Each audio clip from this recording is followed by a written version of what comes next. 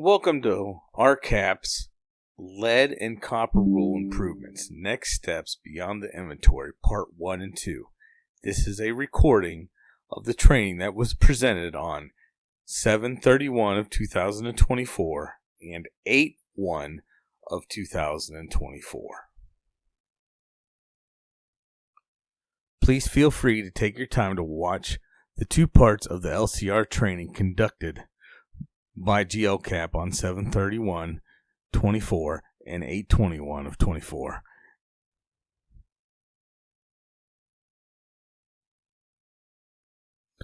You may pause and come back to this recording for up to a month from the day that you register. The PPT is attached in the presentation links that are at the top of the player. Please let us know if you have any technical issues.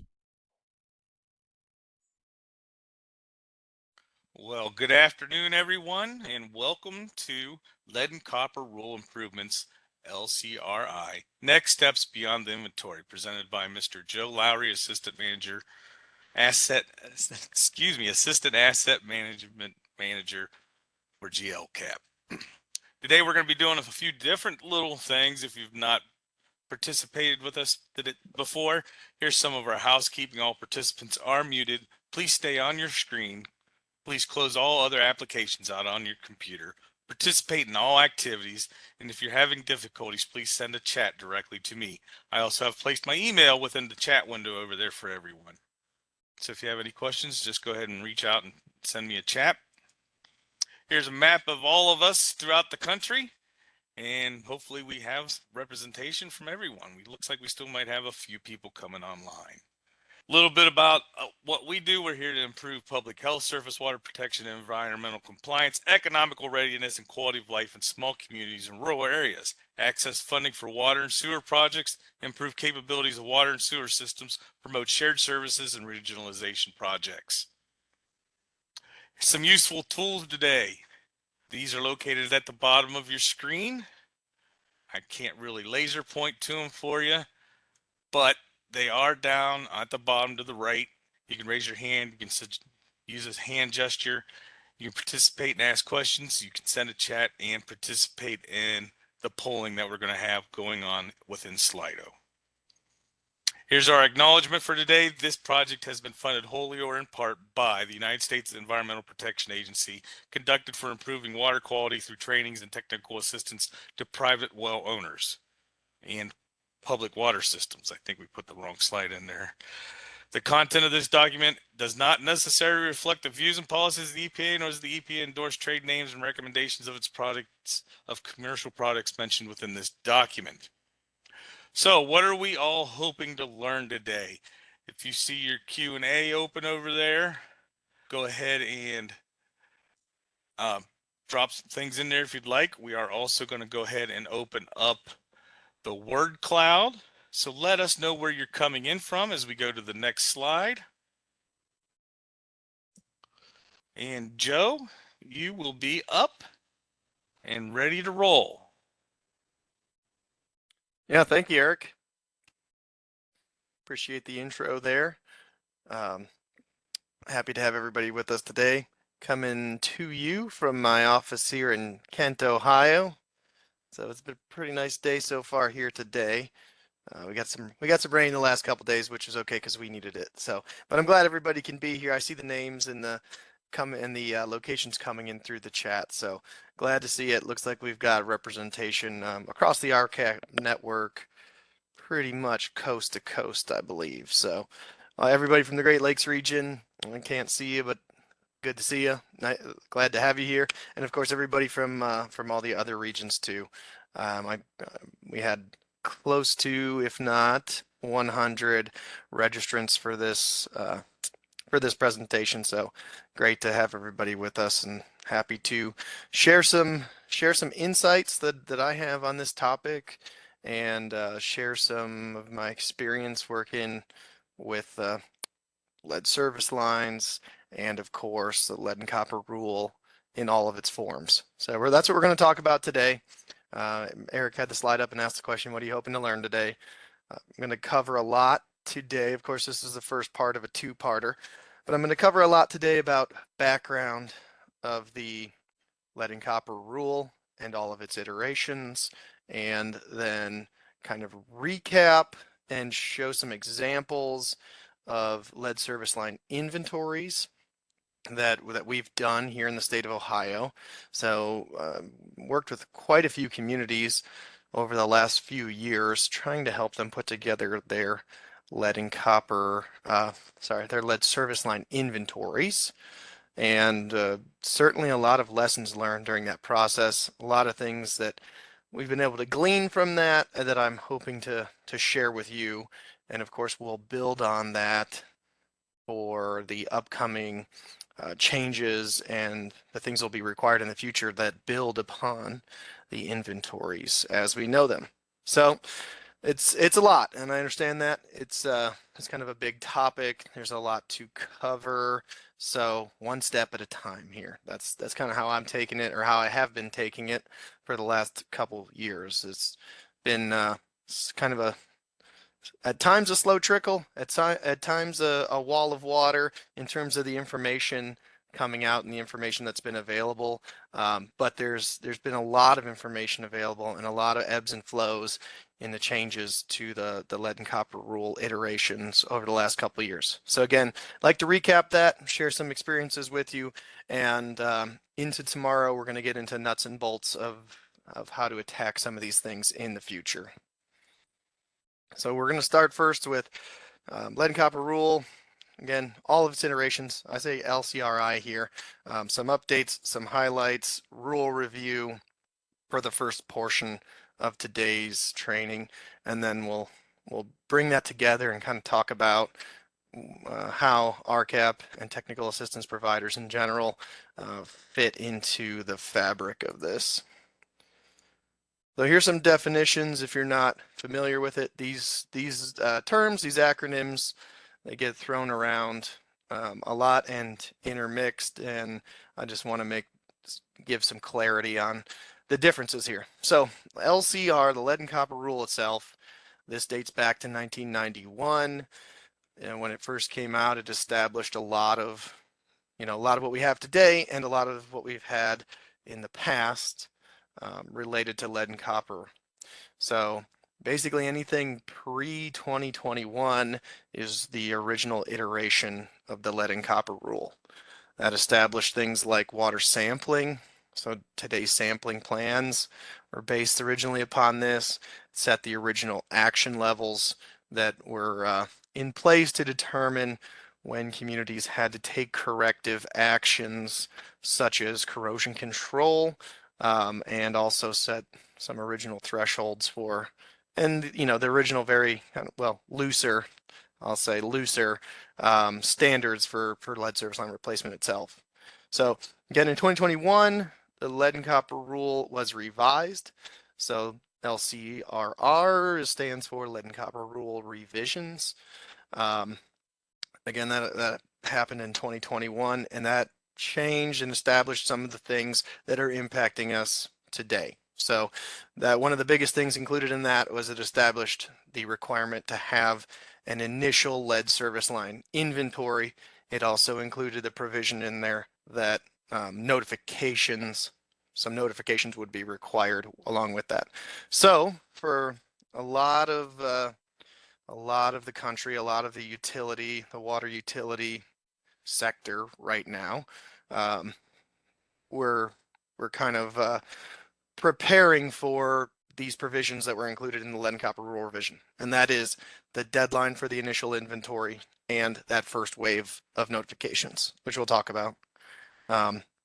Building upon and making slight changes to the lead and copper rule revised comes the lead and copper rule improvements. So LCRI, and that one's the term that I tend to use the most. There are definitely things, and probably things you'll see in this training, that I say LCRI, but they actually came through during the LCRR. But the lead and copper rule improvements, the important thing to know is that it's the latest, greatest stage of the development of the lead and copper rule. The LCRI is in the kind of the final stages of being finalized and being adopted. So Unless something has changed that I'm not aware of, the LCRI is not 100% approved and complete as of today. However, it's intended to be approved and complete soon. So a lot of things we're covering today are included in the LCRI and laying out a vision for the future. And from my understanding, it's expected that will be finalized and soon. So the lead and copper rule improvements here, what's going to be established, or the biggest changes included in that. It builds upon the initial lead service line inventory and sets goals for reduction of any unknown service lines that remain in there. We'll talk more in detail about all of these things throughout today's training and into tomorrow. Changes to the sampling techniques that communities are going to use when they do their lead and copper sampling. It's going to lower the action level threshold that was previously set in there. It's going to set standards and requirements for providing things like water filters and other methods for reducing the exposure to potential lead in drinking water. And probably the biggest thing that is included, or at least the biggest overarching idea included in the lead and copper rule improvements, is complete lead service line replacement within 10 years of the adoption date of the LCRI. So that's going to be a big task for a lot of our small utilities. Of course, here at RCAP, we're pretty focused on the small rural utilities. So that's of course where my mind frame comes from, and that's kind of what I speak to most in trainings like today's. So 10 years to replace all the lead service lines in a utility. And of course, that's going to include removing all your unknowns. You can't have any unknowns if you're going to have everything replaced within 10 years. So for some communities, this is going to have a much bigger impact on them than others, right? There are definitely communities out there that have either a high percentage of lead service lines or a high percentage of service lines that they don't know what the material is. So both of those things lay out work to be done in the future, and of course a lot of planning, a lot of funding, a lot of digging, potentially a lot of things coming in the future. But the end goal is that what you see right there: complete replacement of all remaining lead service lines within the next 10 years. So again, this affects different states, different regions, different communities across the country differently. But I will say, of course, worked with a lot of communities, worked with about 60 to 80 communities within the state of Ohio, and there's definitely a lot of lead service lines left out there, at least within the realm of my experience. So not every community, varies town to town, neighbor to neighbor, but there are definitely many Americans, families out there that are utilizing water that comes through a lead service line as we speak. So it's a huge goal to go after. It makes a ton of sense to do this. That's an aggressive pace to get this done by, but we're going to lay out a methodology for hopefully being able to accomplish that goal. I see somebody in the chat there is asking about the availability of the slides, so I believe we'll be able to make those available. Is that right, Eric? Yes, those will be available. I think we're going to have a recording of today's presentation as well, right? That is correct, sir. Are we recording as we speak? Yes, sir. All right, thank you. Just checking. I'm DJing away for you. I always forget to hit record, so I'm glad that you are. All right, so some of the first most immediate steps we'll talk about here. So these are not really far out and down the road. These are on our doorstep right now. And as we speak, of course, July 31st is pretty much August at this point. This October 16th deadline is not far away. So by then, all public water systems need to complete an initial inventory and add as much detail as possible to that inventory. That's going to need to be submitted in my slide here, you see Ohio EPA, but of course this is nationwide and that will apply to all the primacy agencies across the country. So will need to be submitted and also made publicly available. There's also some requirements in there that are going to include adding additional detail into the consumer confidence report. I'll go a little bit more into that into tomorrow. So, but for now, it's important to know that the initial inventory is going to be due. We've got limited time left in order to get as much information as you possibly can into that, and for some communities, create that initial inventory. So that can take several forms in terms of what it looks like, the template, the storage mechanism that you use to hold that information, but it is all detailed out very well in guidance documents from US EPA and from separate state primacy agencies as well. Again, my lens and my experience, my focus has been within the state of Ohio, but US EPA, I will say, you'll see throughout the course of this presentation, US EPA has made a lot of reference materials, guidance materials, trainings, and webinars available. Of course, you can reference and that you can use as a technical service provider to help the communities that you work with. So that's the goal there. This needs to get done as soon as possible. I do want to point out right now that the initial inventory, it's okay for it to have unknowns. So you're not necessarily going to completely, or not every community is going to necessarily be able to completely reduce their unknowns to 0% by October. Now the goal and the hope is that a lot of these communities have been working on this inventory for the past year or more, knowing that it's coming, and have been able to capture a list of their service line locations and have been able to hopefully look at records and reduce the amount of unknowns and potentially even do field verification work to reduce the number of unknown service lines that they have included with this initial inventory. So hopefully that's the goal, but there definitely are some communities that came to the game a little late or that due to time or resource restrictions just haven't been able to get as much done on it. But it's important that you're going after these. Step one, which is what we're focused on here, is producing that initial inventory. So you are allowed to include unknowns on it. Of course, you want to reduce those unknowns as much as possible, and there's several ways you can do that. We're going to cover some of those in today's session here. Included with these, then, go ahead. If I may, real quick, someone has mentioned that Illinois is already pushing to reduce unknowns through the plumbing survey.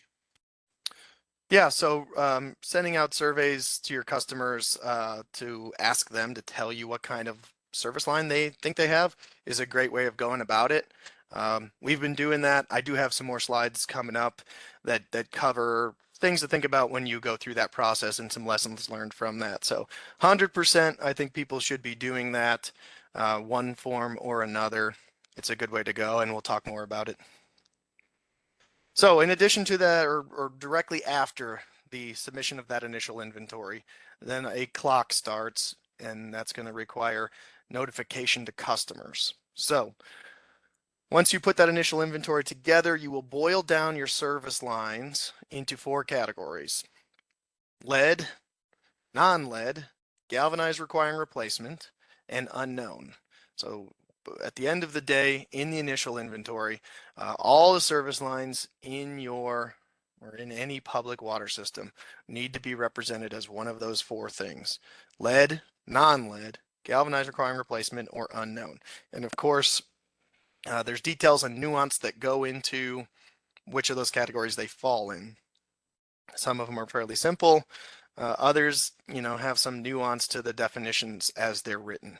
However, and when you submit that initial inventory, every service line you have listed that is either lead, galvanized requiring replacement, or unknown is required to have a notification sent to the service address within 30 days. So you got October 16th as the inventory submission date. You got November 15th as the date for when the notifications need to be delivered to those people.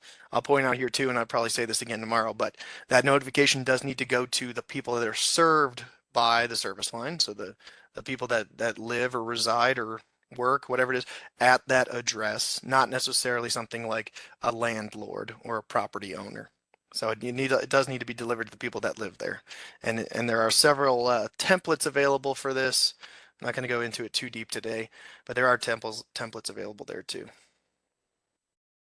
So lots of good information out there. You're going to need to share that as we'll go through today and tomorrow. You'll see there's going to be a lot of public outreach that comes along with this. So there's also pretty good guidance out there for developing these service line inventories. I did a talk about this at last year's national conference for the RCAP network. The focus of today's talk is not really about the nuts and bolts of how to put together an inventory. Again, I want to talk more about big picture, how the inventory will look when the initial inventory will look when it's completed, and how it's going to be used to influence the other things going forward. So we'll talk quite a bit about that as we go through. I see some good things coming through in the chat. Those all good, all true so far in there. And we'll see someone in there has mentioned that the more unknowns you have in there, the more work you're going to have in the future. And that's absolutely true. And as we move through the content of today and tomorrow's presentation, if you're not already acutely aware of what that work is, you will hopefully become aware of that and see what all it entails, and it's 100% going to tie back to the more unknowns you can remove now or in the next few years, the better off you're going to be. But if you do have communities coming to you that need help with it, need to put together the initial inventory and don't have, if they don't have anything today, and we'll talk more about kind of late arrivals, but if they don't have anything today and they need help by October, it's unrealistic to really reduce a lot of unknowns before then. But you do need to do some work to get the inventory together. They need to have, and the bottom line is, they need to have a list of each service line address or each service line with a location within their distribution system. So that is job one. Get the list together. And honestly, that's work in and of itself. It sounds simple, but in some cases it's harder than it sounds, just to get a list together of where they have water service. Again, a lot of these, as you all on the call I'm sure know, but a lot of these water systems are very old, right? In the area that I'm in, it's not uncommon to see water mains and service lines and other assets that have been in service for over 100 years, 100 to 120 years of service life. And I'm sure that is there's older assets operating in other parts of the country. So that's a lot of history. Service lines been added, taken away over time, homes built, empty lots, things changed, rehabilitation projects, additions, extensions, stuff changes. Getting together just a list of where you actually have service lines, again, that's job one, and there is work to it. It's not just a snap of a finger and it's done. Then from there, then you start moving into the next steps of reducing the unknowns. So this guidance exists. Eric's got copies of all these links out there too. I mean, I'm going to put a lot of the stuff that I use in this presentation comes out of guidance documents from US EPA, from my local primacy, all that stuff. So I try to put links to and give credit to all those things. Again, a lot of really good guidance information is out there. Hey, Joe, I dropped the first link there into the chat for the one that we just saw here on that last slide. Thank you, Eric. You're welcome. If you're not already aware of this, I do want to point out too, this comes from the same guidance document, but most places ownership of the service line is split between the system and the customer. This seems to vary from locality to locality. I've seen even within my state, I've seen ownership done kind of in three ways. The first way, and the most common way, is ownership is split either at the property line or at the curb stop valve. So typically that's the curb stop valve. The city owns or the village owns, the utility owns, from the main to the shutoff valve, which is typically in the tree lawn or in the front yard. And then from the shutoff valve into the house or business, that portion of the service line is owned by the customer. So that's what I see most often. However, I have seen it other ways as well. I've seen it where the system, the utility, just takes ownership for everything up to the foundation of the structure. So that one's pretty rare, but I have seen that in limited cases. And the other one that I've seen again in limited cases is the utility takes ownership for nothing on the service line. Basically, the tap at the main is owned by the utility, and all the rest of the service line in the street, in the sidewalk, shut off valve, all the way up to the house, everything is owned by the customer. So I've seen it in all three of those ways, doing this work and even before. So again, most common that it's split. No matter what the ownership is on the lines, you need to represent and know the material of both sides of the line. So in a lot of cases, you're going to have multiple materials used in the service line.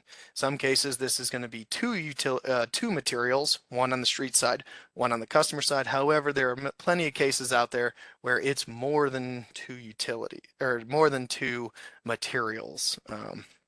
It could be 3 different pipe materials in there or more. So that's what we're looking at. But I like this one. This is a good guide here for representing the entire service line classification based on what the 2 different sides are.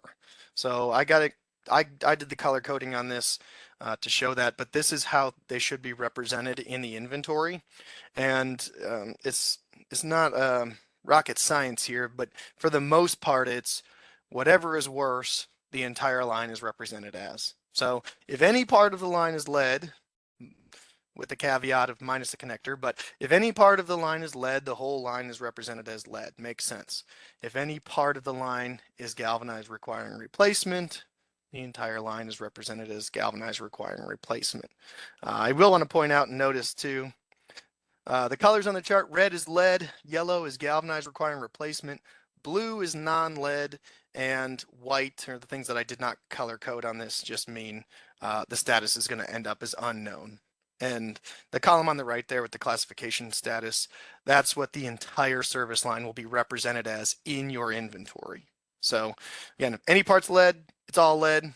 If you got galvanized requiring replacement, it's all galvanized requiring replacement. And then in order for a line to be represented as non-lead in the inventory, you need to A, know what's on both sides of the line, and B, neither side of that contains any lead or something that is categorized as galvanized requiring replacement. So if you have non-lead on both sides of the line, and you know that for sure, the whole line is non-lead. However, as you'll see from the white lines in this particular graph here, if you don't know one side of the line, if you only know the customer side or you only know the city side, then the entire line is still represented as lead status unknown. And this will be important because there are some systems that are going to fall in that boat, or there's going to be a lot of individual service lines that fall in that boat. You might know one side of it, but you don't know the other side.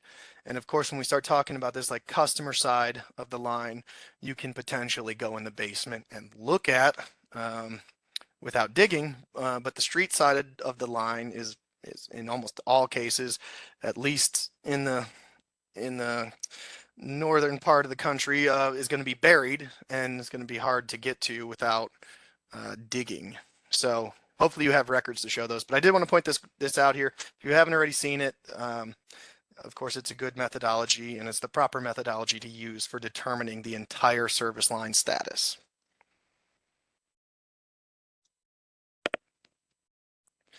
Just want to talk a little bit more about those notifications here. So when you do need to send this out, again, entire service line status is either lead, galvanized requiring replacement, or unknown. All 3 of those categories are going to require a notification. And you can see here what's included. So you're going to have a statement in there for either one that states what the status is. You have a line that's unknown, you have a line that's galvanized, you have a line that's lead itself. All of them come with an explanation of health benefits that go along with that. And then you're going to also have to provide information about future replacement opportunities for that, or for the unknowns, opportunities for their service line to be verified. I see a Hey, hand raised there. yep. Hey, Joe. Got a question here. Is there lead upstream? How does it affect it? I'm sorry, everyone, for stammering there. And also, I did put the link to this on the bottom of this page up for you also. Yeah. Yeah. Okay. So I'll answer this question here briefly. I'm going to go back to the last slide for this. So lead upstream, there's a definition of galvanized requiring replacement. I don't want to dwell on it too long in today's presentation because that's really not the focus of it. However, there's questions around galvanized requiring replacement. The way that and that relates to the upstream, lead upstream. So the way that is written, the rule states if galvanized is upstream of lead, or if you can't prove that galvanized was never upstream of lead, then you have to consider it galvanized requiring replacement. So yes, it does, the upstream lead does affect it. When they're talking about lead upstream or downstream, got that backward, lead downstream of galvanized downstream of lead. I'm sorry, I'm turned around there. Galvanized downstream of lead, meaning the water flows from the lead into the galvanized. That's where you're getting your galvanized requiring replacement. So you need to read the rule on that. Basically, the way that I've been representing it in our inventories is galvanized on the customer side. In many cases, we're not able to prove that the street side was never lead, right? We just don't have documentation to prove that the street side was never lead. So a lot of galvanized on the customer sides of line is being considered galvanized requiring replacement. You'll notice from this chart too, there's never the term galvanized requiring replacement listed on the system owned portion. So in the entirety of the system owned portion of the line, essentially galvanized requiring replacement is not a valid status for the system owned portion, the street side of the line. From the methodology given here, which comes directly out of the guidance, galvanized requiring replacement is a status that's used only on the customer side of the line. And that is again because that is where it would become downstream of lead. So there's definitely some nuance to this. I could show different examples and talk about that, but again, I don't quite have the time to do it today. If we do end up ahead of time or have time between breaks, I would like to show a couple examples. It's definitely a point worth making, but again, that was not really quite the focus of today's presentation. So, Joe? yes, sir. Yeah, I'll give you, Glenn Terry, I'll give you a real quick break there. I will discuss a little bit about that, where it'll come into play with first and fifth sampling tomorrow. That will cover what samples you're using for an appliance and where your service line comes into and your main comes into play. Perfect. Thanks, Glenn. Yeah, we'll cover a little bit more. Maybe, and I may even be able to carve out a little bit of time tomorrow to show some different examples and talk through that. But when they're talking about upstream, downstream, and I'm not sure if I've quite answered Alan's question here, but when they're talking about upstream, downstream, that's all within one service line, right? So I've had some people come to me and say, well, I know there's lead service lines further down the street. Does that count as downstream? And that the answer to that is no. Upstream, downstream, that's all within a single service line. So again, I'm not sure if I quite answered your question there, Alan, but we can cover that later. So after you put all that together, you're going to have to do your actual submission. This is just, again, an example here of how it's going to be submitted within this state. However, I do want to point out a couple things. This needs to be a spreadsheet. So in the past, there's been different requirements in different regions on previous lead mapping and lead inventory work. We've previously had where it had to be submitted as a map. I just want to point out It does not have to be submitted as a map right now. Right now it's being required to be submitted as a list, right, as a spreadsheet. So there are spreadsheet templates available out there that you can be used. You don't need to create your own, or communities don't need to create their own spreadsheet from scratch. It's not recommended at all to do that. There are templates out there that should be used and in many cases are required to be used for this purpose. So you put your addresses in a spreadsheet, you enter the information that you know about those addresses and about those service lines. And I say before you, my recommendation here is before you hit submit, before a community hits submit on there, that you review this. So it's going to be important to review this inventory for errors and anomalies. It's going to be important to make sure that you have instructions ready for how you're going to make this publicly accessible. It's going to be important to use what you've got in there to create your notification list. So again, October 16th, you need to submit this inventory, but you got 30 days after that to send out those notifications. So when you submit the inventory, you need to know who you need to notify. So from there, you need to look through and make sure that you know which addresses you're actually going to have to send that notification to. So you're going to use the inventory to create that list. That list will be in 3 different groupings: lead, galvanized requiring replacement, and unknown, which will all get a different notification. So use that spreadsheet to create those lists so that you can send your notifications out. And then I think most of these are going to be an online submission form. I don't know of any that are doing a paper. I'm sure it's possible, but I think most people are going to go with an online. And again, the process for this and the process in which this is handled is going to vary a little bit from region to region, state to state, depending on your primacy. So definitely check with them. Okay. After that, there's a lot of stuff that's going to come after that initial inventory. And that is really what I want to be focused on here today. I actually probably put myself a little behind already talking about the initial inventory. And of course, that's something that I'm excited about. But what I really want to be focused on is the road ahead, right? The initial inventory, when I talk to communities, as I have talked to communities over the last year or so, a lot of them are focused on October. Like I need to be done, and October is the end goal. October is really not the end goal. This is where we need to change the viewpoint, and this is where we need to change the future vision and outlook a little bit, because October is really the starting point. Yes, there's work that needs to be done by October, and it's important to do that and do it to the best of your ability and reduce as many unknowns as you possibly can. But once you hit October, the future is really where the work is at. And that's going to include a number of things. So again, I'm just going to give the quick update of them here, and we're going to talk more about these tomorrow. So some of the high level look at it, what's going to be required in the future, continual updates to this inventory until you've got basically no lead left. Validation, we'll have to create a validation pool of things to validate. You're going to be changes to your sampling and your monitoring schedule. And of course, a lot of planning. A lot of planning is going to go into place. So planning and replacement is going to be, these are all big things, and we're going to talk about how to do that. We talked a little bit about reducing the unknowns that you've got out there in your system. 100% we want to continue to do this. There's a number of ways to go about reducing unknowns. Some people have thrown some out in the chat already, and we'll talk more about those.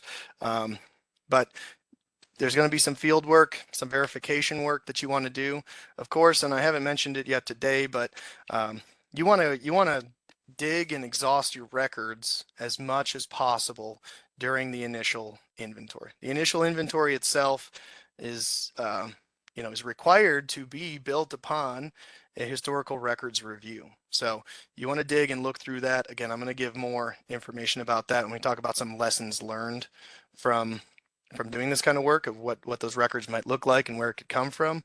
But once you've reviewed all your records and put them into your list, then you got to go out and start attacking the ones that you cannot identify based on a record.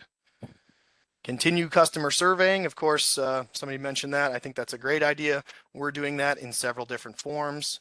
And then ultimately, I mean, for the future, for planning for the future, you need to plan to attack some of these difficult ones. I'll talk more about those too, but there are some that are just going to be very difficult to verify, and not because you have to go out and dig, But because you have to go out and dig through rock or go into a very remote place to dig, or you're going to have to cut through a bunch of asphalt and concrete and retaining walls. There's difficult ones out there that need to be verified eventually and need to plan an attack on those ones too. Also required for the future, and something that I think is going to be really important to key on, and something that as technical assistance providers that we'll be able to really help communities with, is a lead service line replacement plan. So this at its core, this at its heart, is capital improvement planning, and that's something that we've been good at for a long time. So capital improvement planning specifically for service lines, there's going to be lots of things to consider in there. And again, end goal is going to be having 100% of the lead service lines replaced by 2037. Are you ahead of me, Eric, or am I ahead of you? I think you're just fine. Okay. Why did that pop up finally? I see a Slido there. Yeah, that's fine. Let it sit there. We're good now. Gotcha. All right.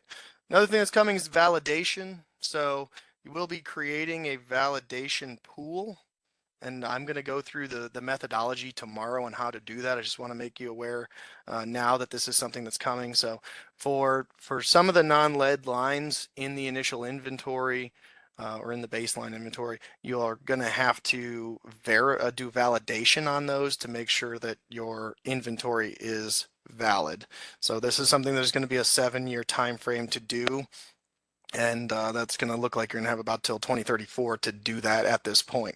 So that's going to be requiring at least a 2-point visual inspection to make sure that the line is what you think it is, being not some non-lead pipe type.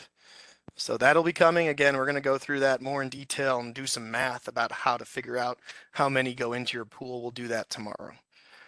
There's also a baseline inventory, and this is the part where I want to make a differentiation between initial inventory and baseline inventory. What we're doing right now with the 2024 October 16th deadline, that's the initial inventory that was required by the lead and copper rule revisions.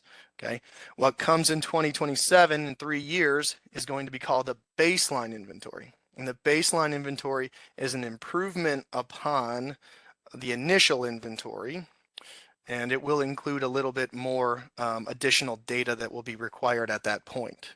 The big picture here, the thing to know about this is the baseline inventory is what your lead service line replacement plan and the requirements that come with it are going to be built on. So between 24 and 27, you're going to have time to help communities improve their inventories. And when it comes down to that baseline inventory, that's going to hold a lot of weight for what the next 10 years after that are going to look like for the community. So again, talk a little bit more about that. There's just a couple tweaks between those, and of course, annual updates. Sampling changes coming as well, lowering of the action level, additional, probably more frequent sampling cycles for a lot of folks out there, and this first versus fifth liter sampling. And again, Glenn's going to go through that tomorrow. I'm not going to talk much in detail about it now. So again, the end goal here is full service line replacement. Put together an inventory, continue to reduce the unknowns, get ready to validate them, and use the information you gather in that time to then create a plan for actually going out and doing full service line replacement. So that's what we're working toward. That's been the focus for a while, and of course, within the last 6 months, I believe that goal was announced and made public. So I got this. I really like this flow chart here. Of course, I borrowed this from my primacy. It's available on their website right there. You can take a look yourselves. But this kind of lays out the steps and what the future is looking like. So this is a pretty big, obviously, flow chart full of all sorts of things in there. But it starts now, and this one shows all the way out to 2037. Rather than going through each of these steps, which I do like the decision trees that they give here. I do like the color coding and the separation of LCRR versus LCRI. But I've simplified that a little bit for us here just to try to give the big picture outlook and some dates to go along with it. So right now on our doorstep, should hopefully already be mostly complete. initial inventory by the October 16th date, notifications to follow that. I didn't put it in this bubble, but there is an additional requirement in there for utilities to verify with primacy that they did do their notifications. So you do your initial inventory, send the notifications, tell them that you sent the notifications. That's all laid out. By the next big date after that is 3 years from now in 27. In 27, there's going to be a baseline inventory will become due.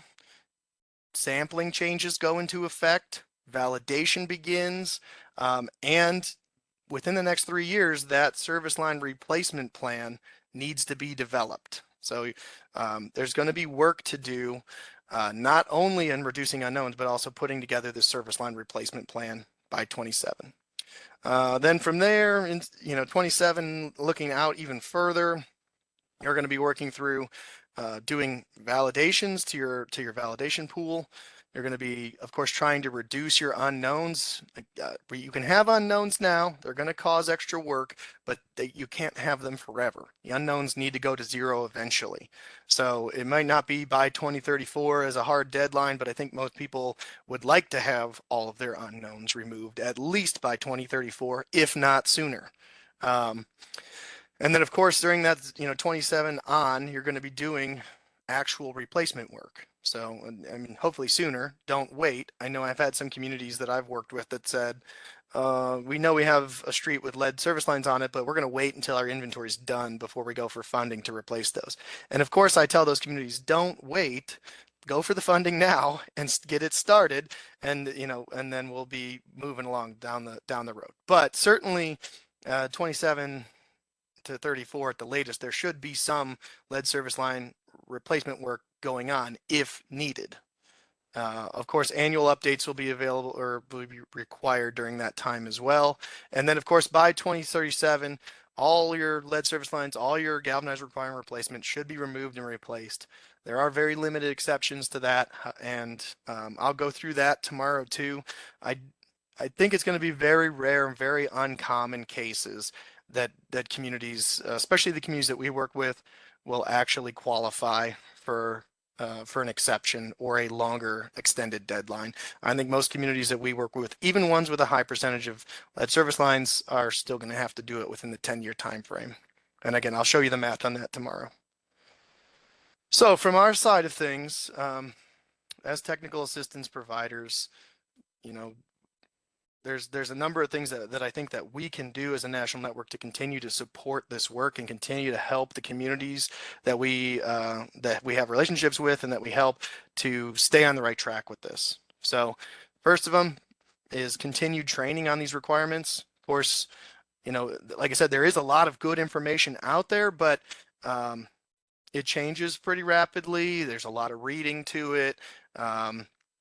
There's a lot of deadlines and different intermediary steps. So I think the more training that we can provide as a national network directly to the small utilities and rural utilities, the better off that they're going to be. So something that we can do, just continue to provide training on the nuts and bolts and getting into the weeds and showing how to actually do these things.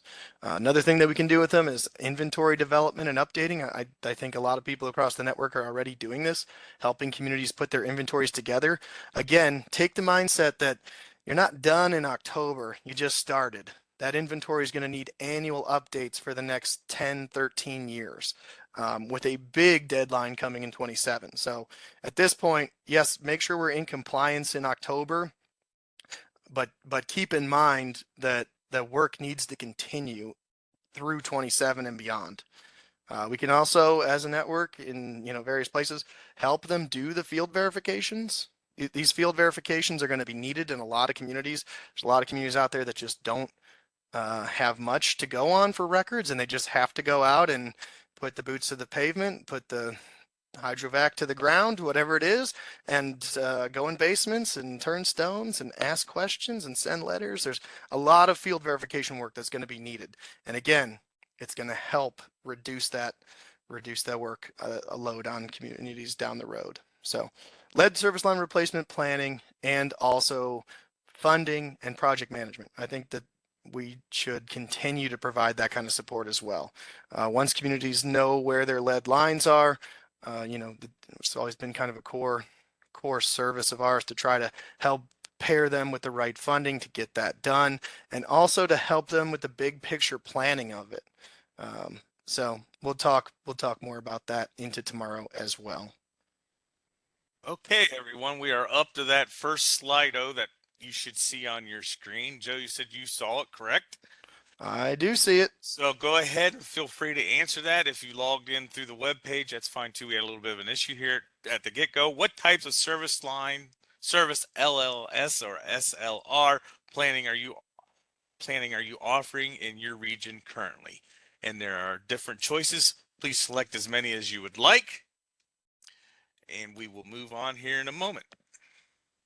Yeah, of course, there's no wrong answer to this one. I'm just kind of curious to see what of these services that the RCAP network itself is already out there providing, because I think we are doing a lot of this across the nation, and certainly with more of it to come. Yeah, we're getting a good turnout here, Joe. This is fantastic. Hopefully everybody likes the way the Slido looks. And Joe, when you're ready to move on, we'll leave this up for a couple more seconds, and then I'll close it down here shortly. Okay. Yeah, we got one or two in there that are asking how they answer the Slido. They should see that on their screen, right?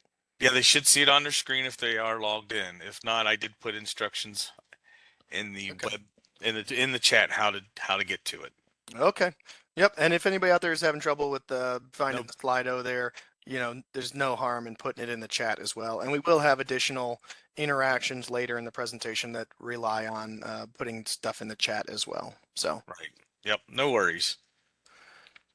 All right, Eric. Yeah, I'm a little behind, so let's go ahead and wrap it up early here.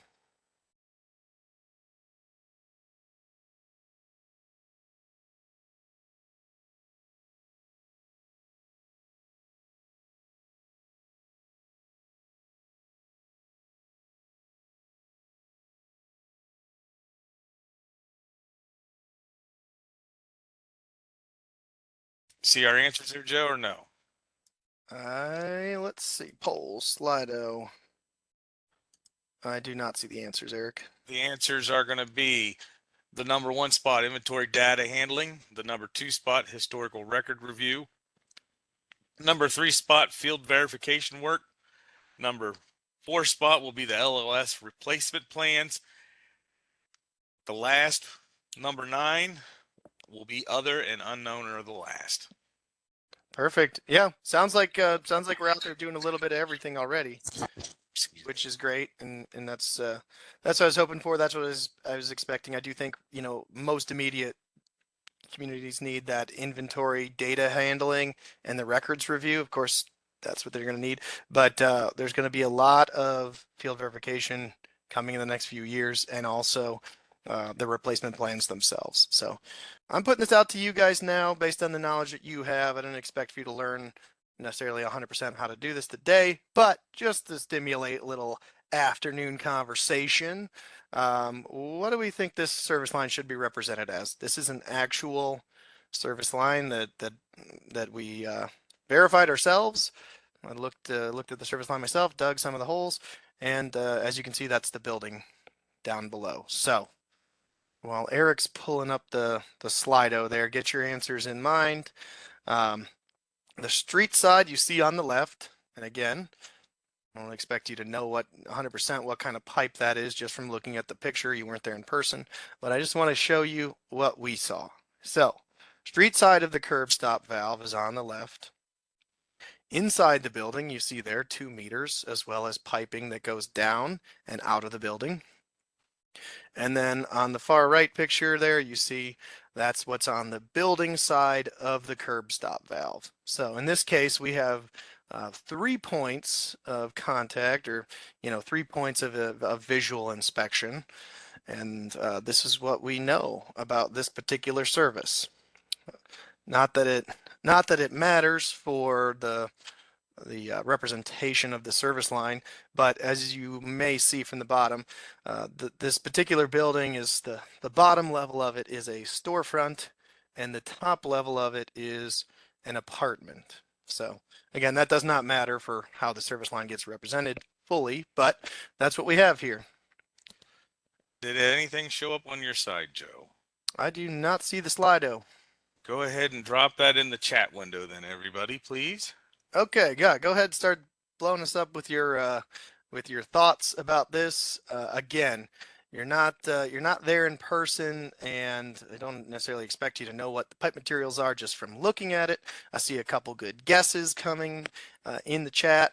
The picture on the left, the street side of it, I'll tell you right now, that is 100% lead pipe.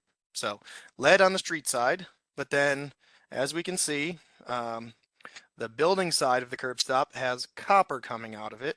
And once you get inside the building, the service line changes to plastic pipe.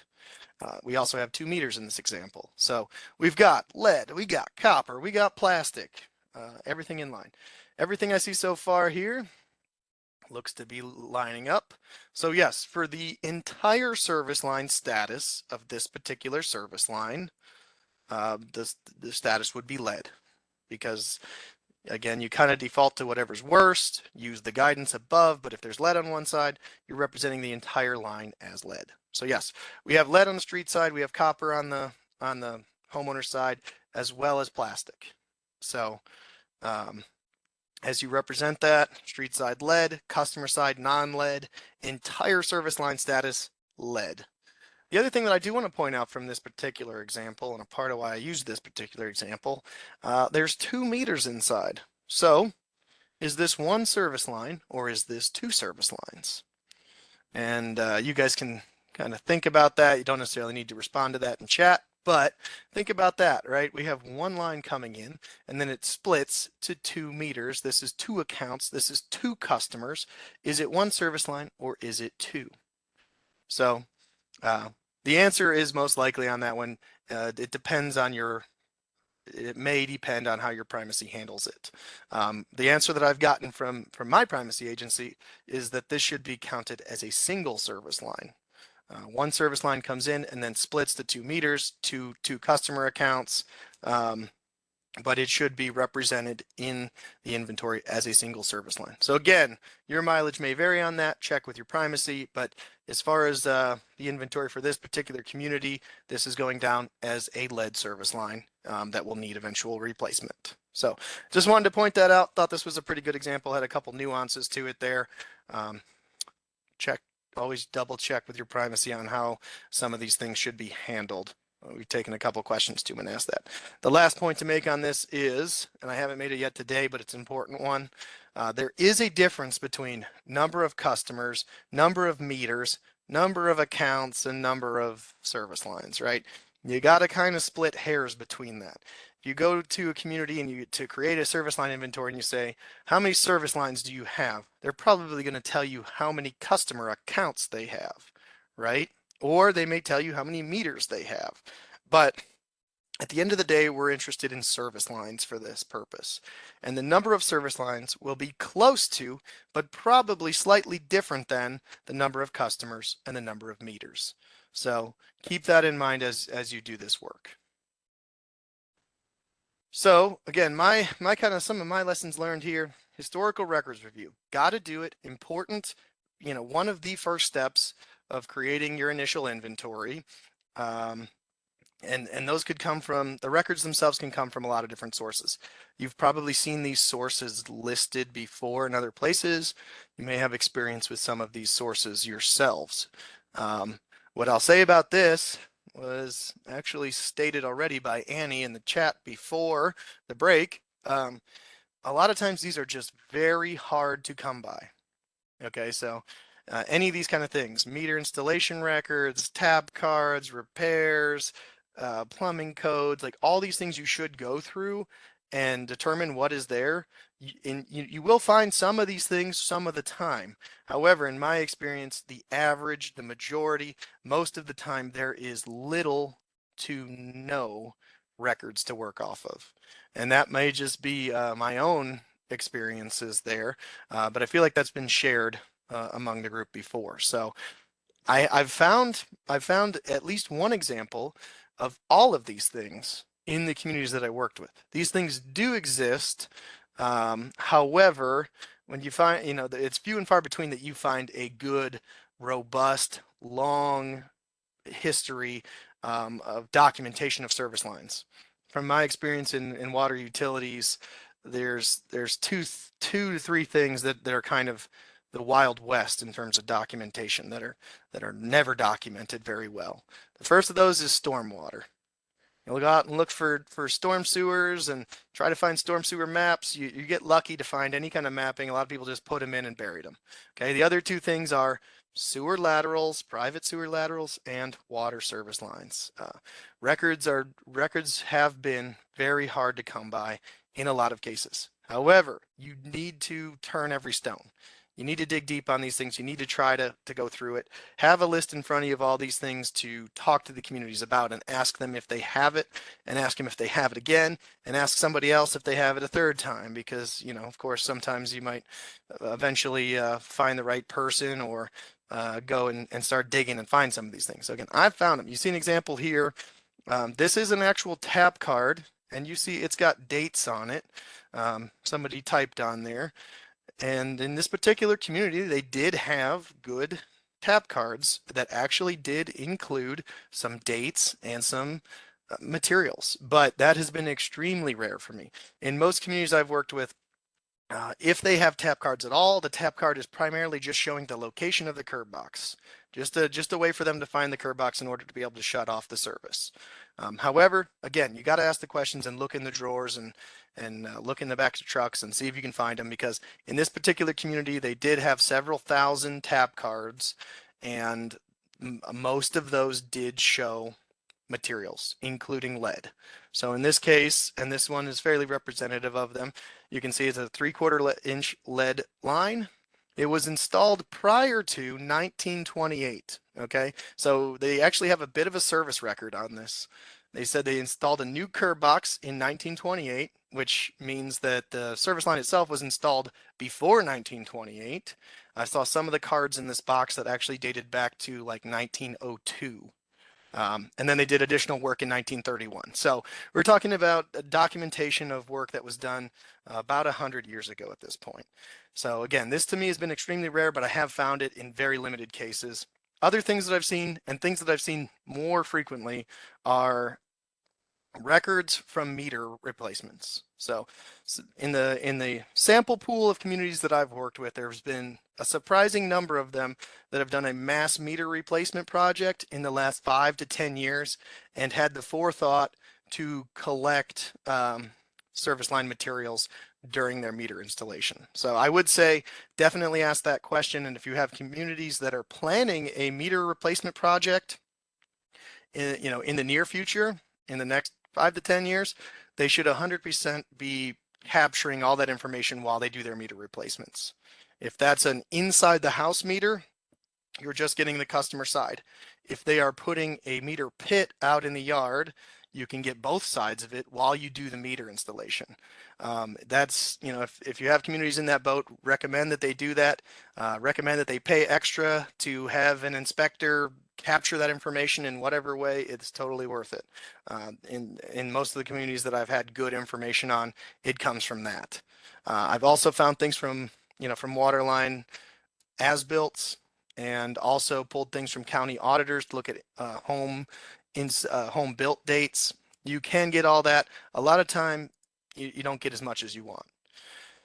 When it comes to these inventories, I'm going to show you some examples here in the next couple slides. This is my words, and again, take it with a grain of salt, but this is what I've seen on these.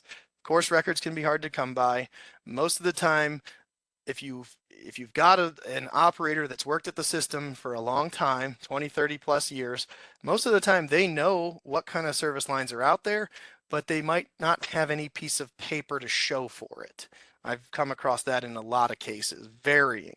I've come across that in communities where, yes, we know we have lead service lines. I think they're in this general area of town, but I don't have any paperwork to prove it. I also see operators that fall in the boat of, no, I don't think we have any lead service lines. I've dug on every street, and I've done a lot of repairs, and we've done replacement projects, and we've done meter reading and meter replacements, and I've never seen a lead service line in this town, but I don't have any records to prove that I don't have any. So you're going to find people that, all across the spectrum that fall in these boats. But again, it's common for people to know what's there, but just not have any paperwork or pictures or documentation of it. It kind of comes with the territory. The other thing that I point out here too, field work, it's expensive in terms of takes cost, it takes labor, it takes time and effort. But this is going to be, for a lot of communities, this is going to be one of those cases where you can pay me now and get the work done, or you can wait and pay me later. And if you're paying me later, you're paying me more. And I think you'll see more of that coming up down the road. So those of you that have been putting in the comments in the chats, reduce the unknowns as much as you can to save yourself time and money and work later in the road. 100% with you on that. Pay me now or pay me later. So what I'm showing here, this is kind of what briefly the categories that I'm kind of breaking things out into. You got your initial, these are all talking about the initial inventories. You got your initial inventories that are going to start off rough, okay? Don't have much records to work with. I put together a list, but I didn't really do a lot of field work to help it or anything. It's rough. I got my things listed. I'm in compliance for the initial inventory. All of my service line locations are listed, but I have a lot of unknowns. So your rough ones, they're going to just show up with a lot of unknowns and a lot of future work. Then you get into some that are rare, right? Rare. There's a lot of records. Again, very rare that I find robust records that cover most of town. It happens, but for me, it's been a rarity. A lot of records, but we haven't really done much field work to fill in the gaps where it's missing or to confirm that the records themselves are even still accurate. So again, to me, I don't see many in that boat. What I see more of is the one that I call realistic here. They have a few records, or even if they don't have necessarily service line installation records, you can at least use water main as-built in a few recent projects. We know we replaced, 10% of the town in the last 20 years. So I can go to those as-built and I can see in the spec sheet that it says they definitely didn't use lead. Or, the after 1988 ones, they definitely didn't use lead. And then you did some field work to try to start filling in gaps and try to start reducing unknowns. That is what I see the most of, and that's why I call it realistic. The other one below that, the remarkable lead service line inventory, the initial ones, these are where we got a lot of records and we've done a lot of supporting field work. So in the remarkable categories, those are the ones that are going to come into the initial inventory with a small amount of unknowns. So they're going to come into the initial inventory already pretty well prepared for the future. So that's what I've been seeing. Those are my words, but I'll show you some examples that back it up. So this is a dashboard. The one, of course, all these are going to be kept in a spreadsheet, but we are doing it through a GIS platform so that we have it on a map and so that we can leverage the information out of the database to do stuff like this. So in this particular example, what you can see from their initial inventory, still working on it, but what you can see here, this is one of the ones that I would put in the remarkable category. They've had a lot of records to start with. This is the one that the tap cards come from. So had a lot of records to start with, and also went out and did quite a bit of potholing, quite a bit of door-to-doors, quite a bit of customer surveying, and actually got a good response rate on their customer surveys. So this community, which again, you can see there, 3,800 is their total amount of service lines. The total population served on this community is somewhere 8,000 or 9,000, I believe. A little on the larger side of what we typically work with as RCAP. Still a small and still the day, but this is one of the ones that's coming in with a pretty good inventory to start with. Lots of records, dug stuff up, went in basements, asked their customers, continually asked their customers, sent out multiple waves of surveys and kept getting responses back. And this is where they're sitting today. So as you can see, they definitely have lead service lines, but they also have a good percentage that they know is non-lead, and they have a smaller amount of unknowns than the other three categories combined. And that's not going to be the case for everyone. So to me, this is a good starting point as an inventory. again, happy to work with them. The other thing I'll note about this one too, they show 700 lead lines, and that's because they had 700 tap cards that showed it had a lead service line. However, in this community, I think that 700 is actually higher than the amount of lead service lines that they actually have. And that's because some of those 1902, 1932 tap cards, some of those have gone through and been replaced, and it just wasn't updated on the tap card. So some of the 700 for this community, even though they have right now listed at 980 unknowns, in this particular community, I believe that we found pretty much all the lead that there is defined.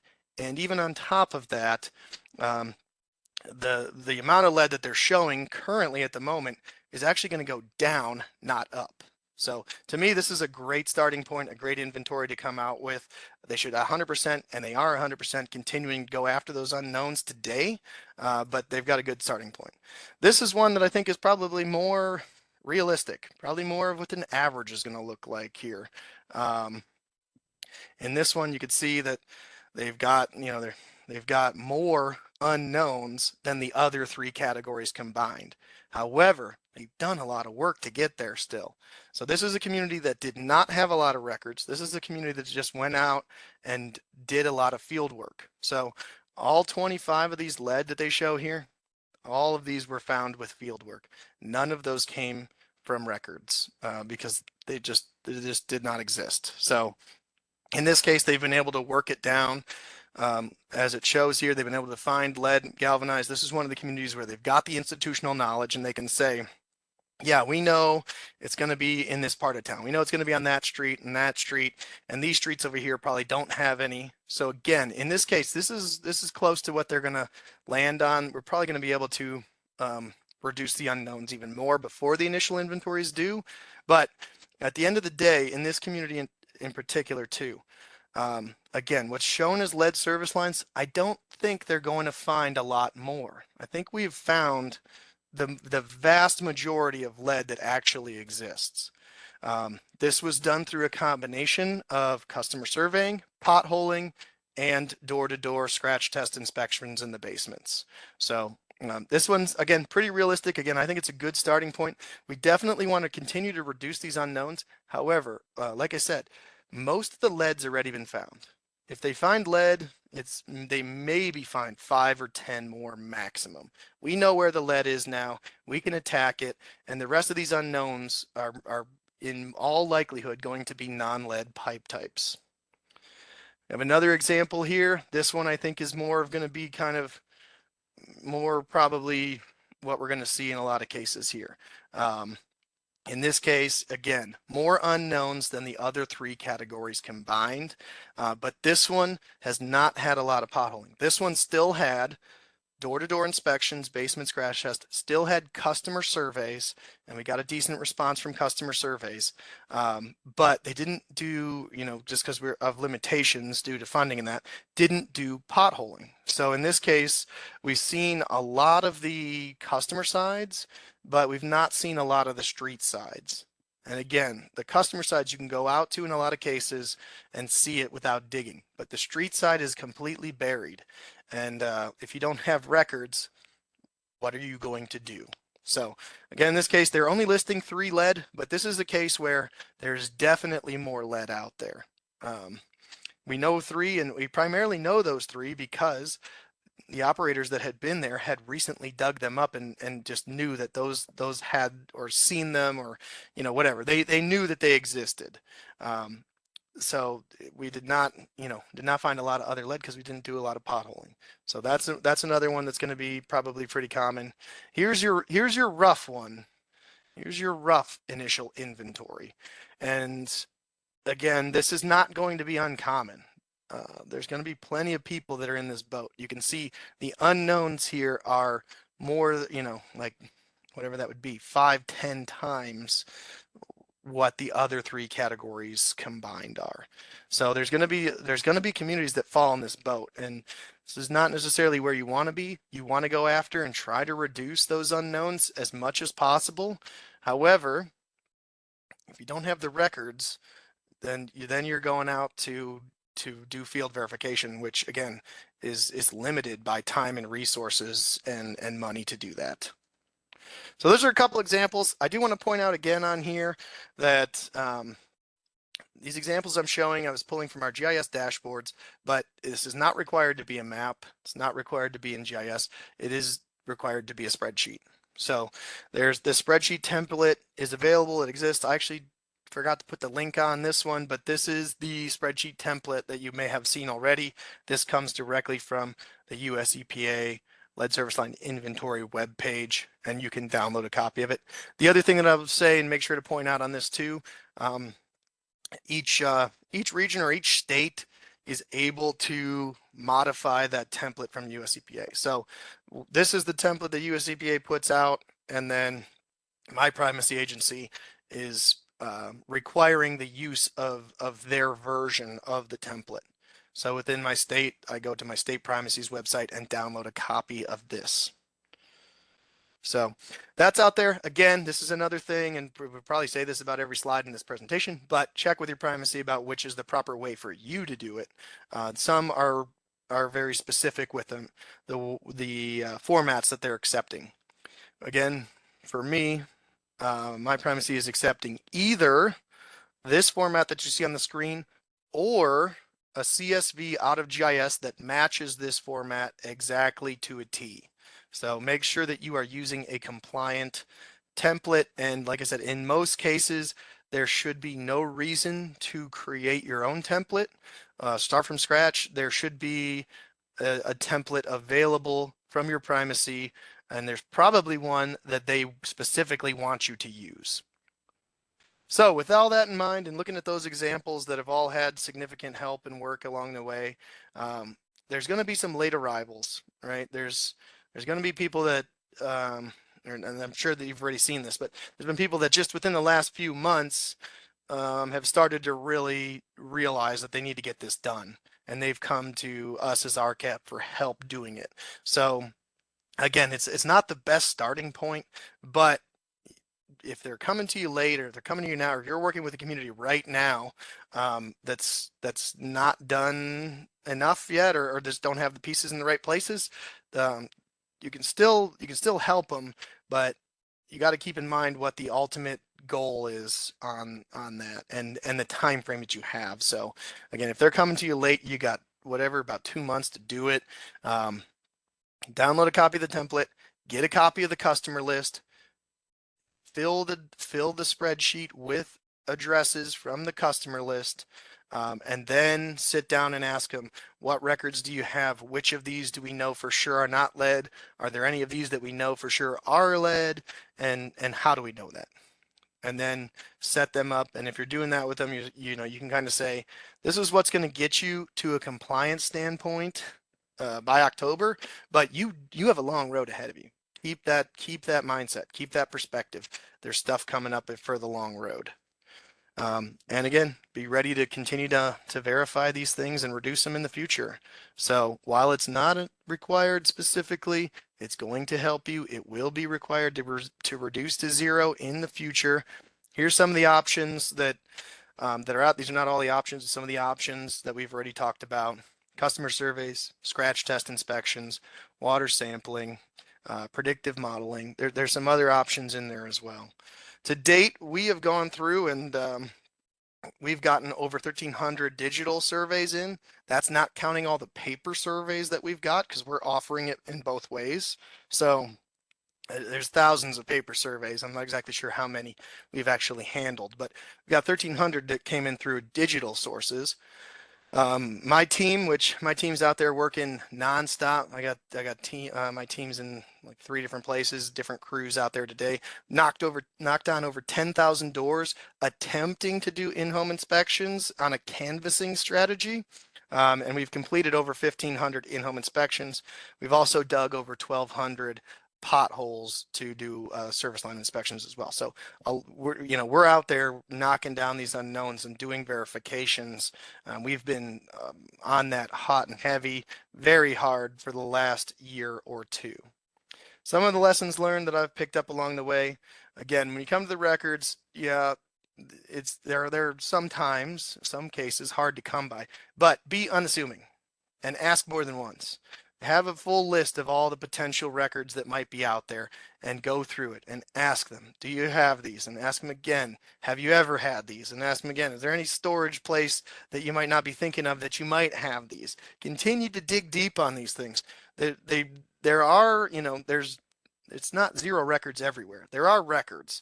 Some are hard to come by, but the more you ask and the more you poke and prod, the more you're likely to get. And then, of course, utilize the maps.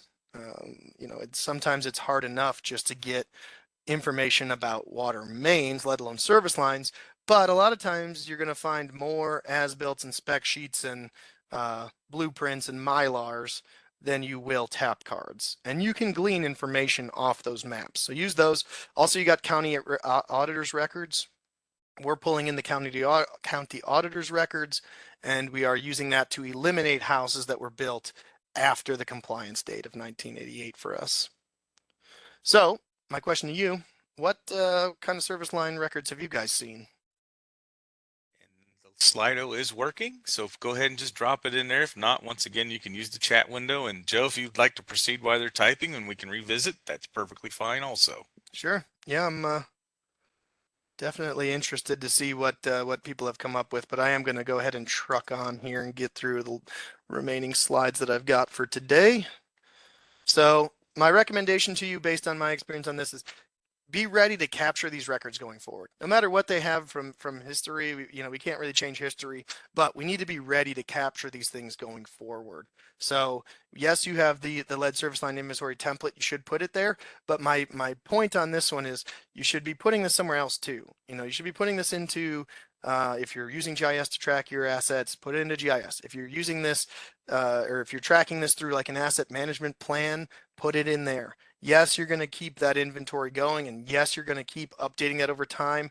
But maybe the community should create a service line information form and fill them out as they see them. We need to be ready to grab this information as we come across it in the future. Canvassing and surveying here. This is outreach campaigns. Send out your surveys, send them out in waves. If you send it out once, you get a few back, send it out again, get more. Utilize social media, make sure that the local council is on board. As you can see, here's an example of our printed one, but we're offering it in digital as well, just trying to get it anything we can. And I'd say definitely do it. Customer surveying is one of the lowest effort methods that you can go for collecting the information, but it's low effort, not no effort. You still have to create the surveys. You still have to put them out there. You still have to get the support and the public buy-in in order to actually get any kind of decent response rate. A couple more here, lessons learned from the scratch testing, and I apologize, I'm going to take you guys a few minutes over today, but scheduling versus canvassing. So our primary strategy so far has just been canvassing. Go out and knock on doors. People don't necessarily have a scheduled time with us. They know we're coming, and we just knock on doors and get into as many as we possibly can. So that's probably a balance point there on which one you want to do. Some have basements, which of course you can walk down into and look at. It might be a cellar, it might be a dirt floor, sandstone walls, but you can go down those. Some have crawl spaces, and those obviously become much more of a challenge to get into. I will also say, from my experience across the board of the communities that I've worked with, we're finding lead a lot more often on the street side than the customer side. Okay, the customer sides, we found lead on them, but it's a very small fraction of the lead we found. Most of the lead we found has been on the street side. So that may change community to community. And when you do these scratch tests, get as close to the wall, get as close to the entry point as you possibly can. Hey, Joe. Yes, sir. Just if you're accessing crawl spaces, everyone, make sure that it's not considered an enclosed space. Yeah, we don't really do the crawl spaces for that reason and others. Yeah, we don't. Down south, there are not many basements, so just be careful of those enclosed spaces, everyone. It's something to consider, and if you're going to use that method going forward, it's something you're going to have to plan for the long-term reduction of your service lines. For now, we kind of just go to the next one, but we got to have a plan to get that eventually. Here's a couple pictures of service lines that we pulled from scratch tests. And as you can see, a lot of times you don't have much pipe to work with. So the picture on the right, this is galvanized pipe. You can see it's got the threads, you can see it's metal, you can stick your magnet to it. Picture on the left, it's lead pipe, but there's literally only about 1.5 inches of lead up off the floor, and then it is coupled onto copper pipe, which runs up to the meter, and then copper and other types of pipe go in for the home's plumbing. So in this case, literally all we could see of the lead portion of the line was about 1.5 inches coming up out of the floor. So get as close to the floor or the wall as you possibly can when you do those scratch tests and see what's there.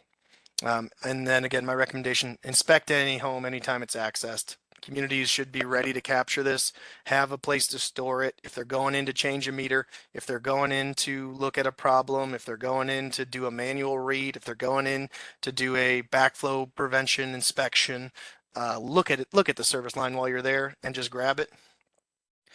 Potholing, again, I think potholing is a great method, and I think that we should continue to promote it and continue to do it across the country because it's direct, right? If you have records or if you have nothing, you go right up to the curb box, right to the tree lawn, dig and just see what's there.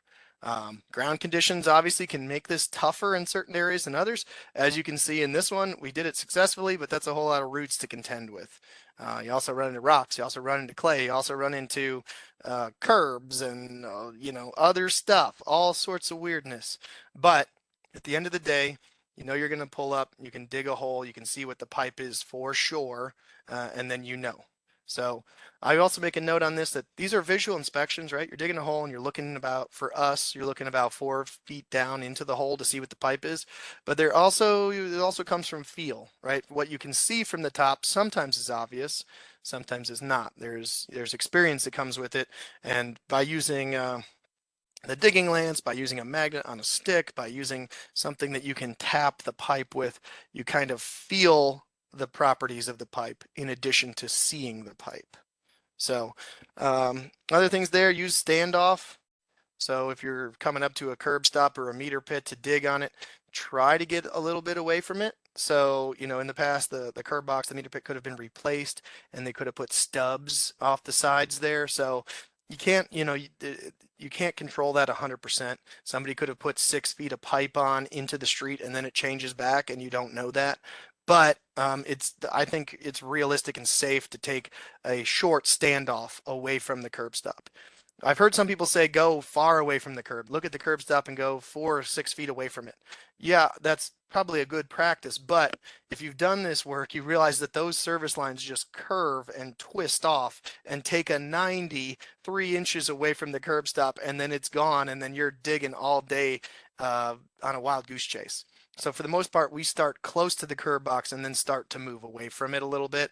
And I think somewhere in the range of about a foot to 18 inches off the curb box is pretty realistic to see if there's any gonna be a pipe change in there. So that's the example that you're seeing here. This is a plastic pipe into a meter pit, and then that is tied onto copper, and the rest of the line is copper in this case. So the other thing that comes with this, and it might be true, might be remain to be seen, it might be hard to swallow pills, but in my experience, my opinion, many utilities are going to have to dig eventually. So if once you exhaust those records, what is left, you got to go tackle somehow.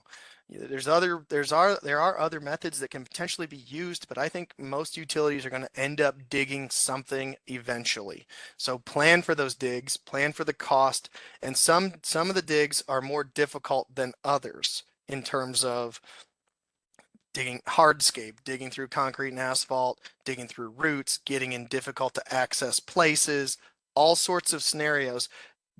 List those, be ready to make a plan to deal with those.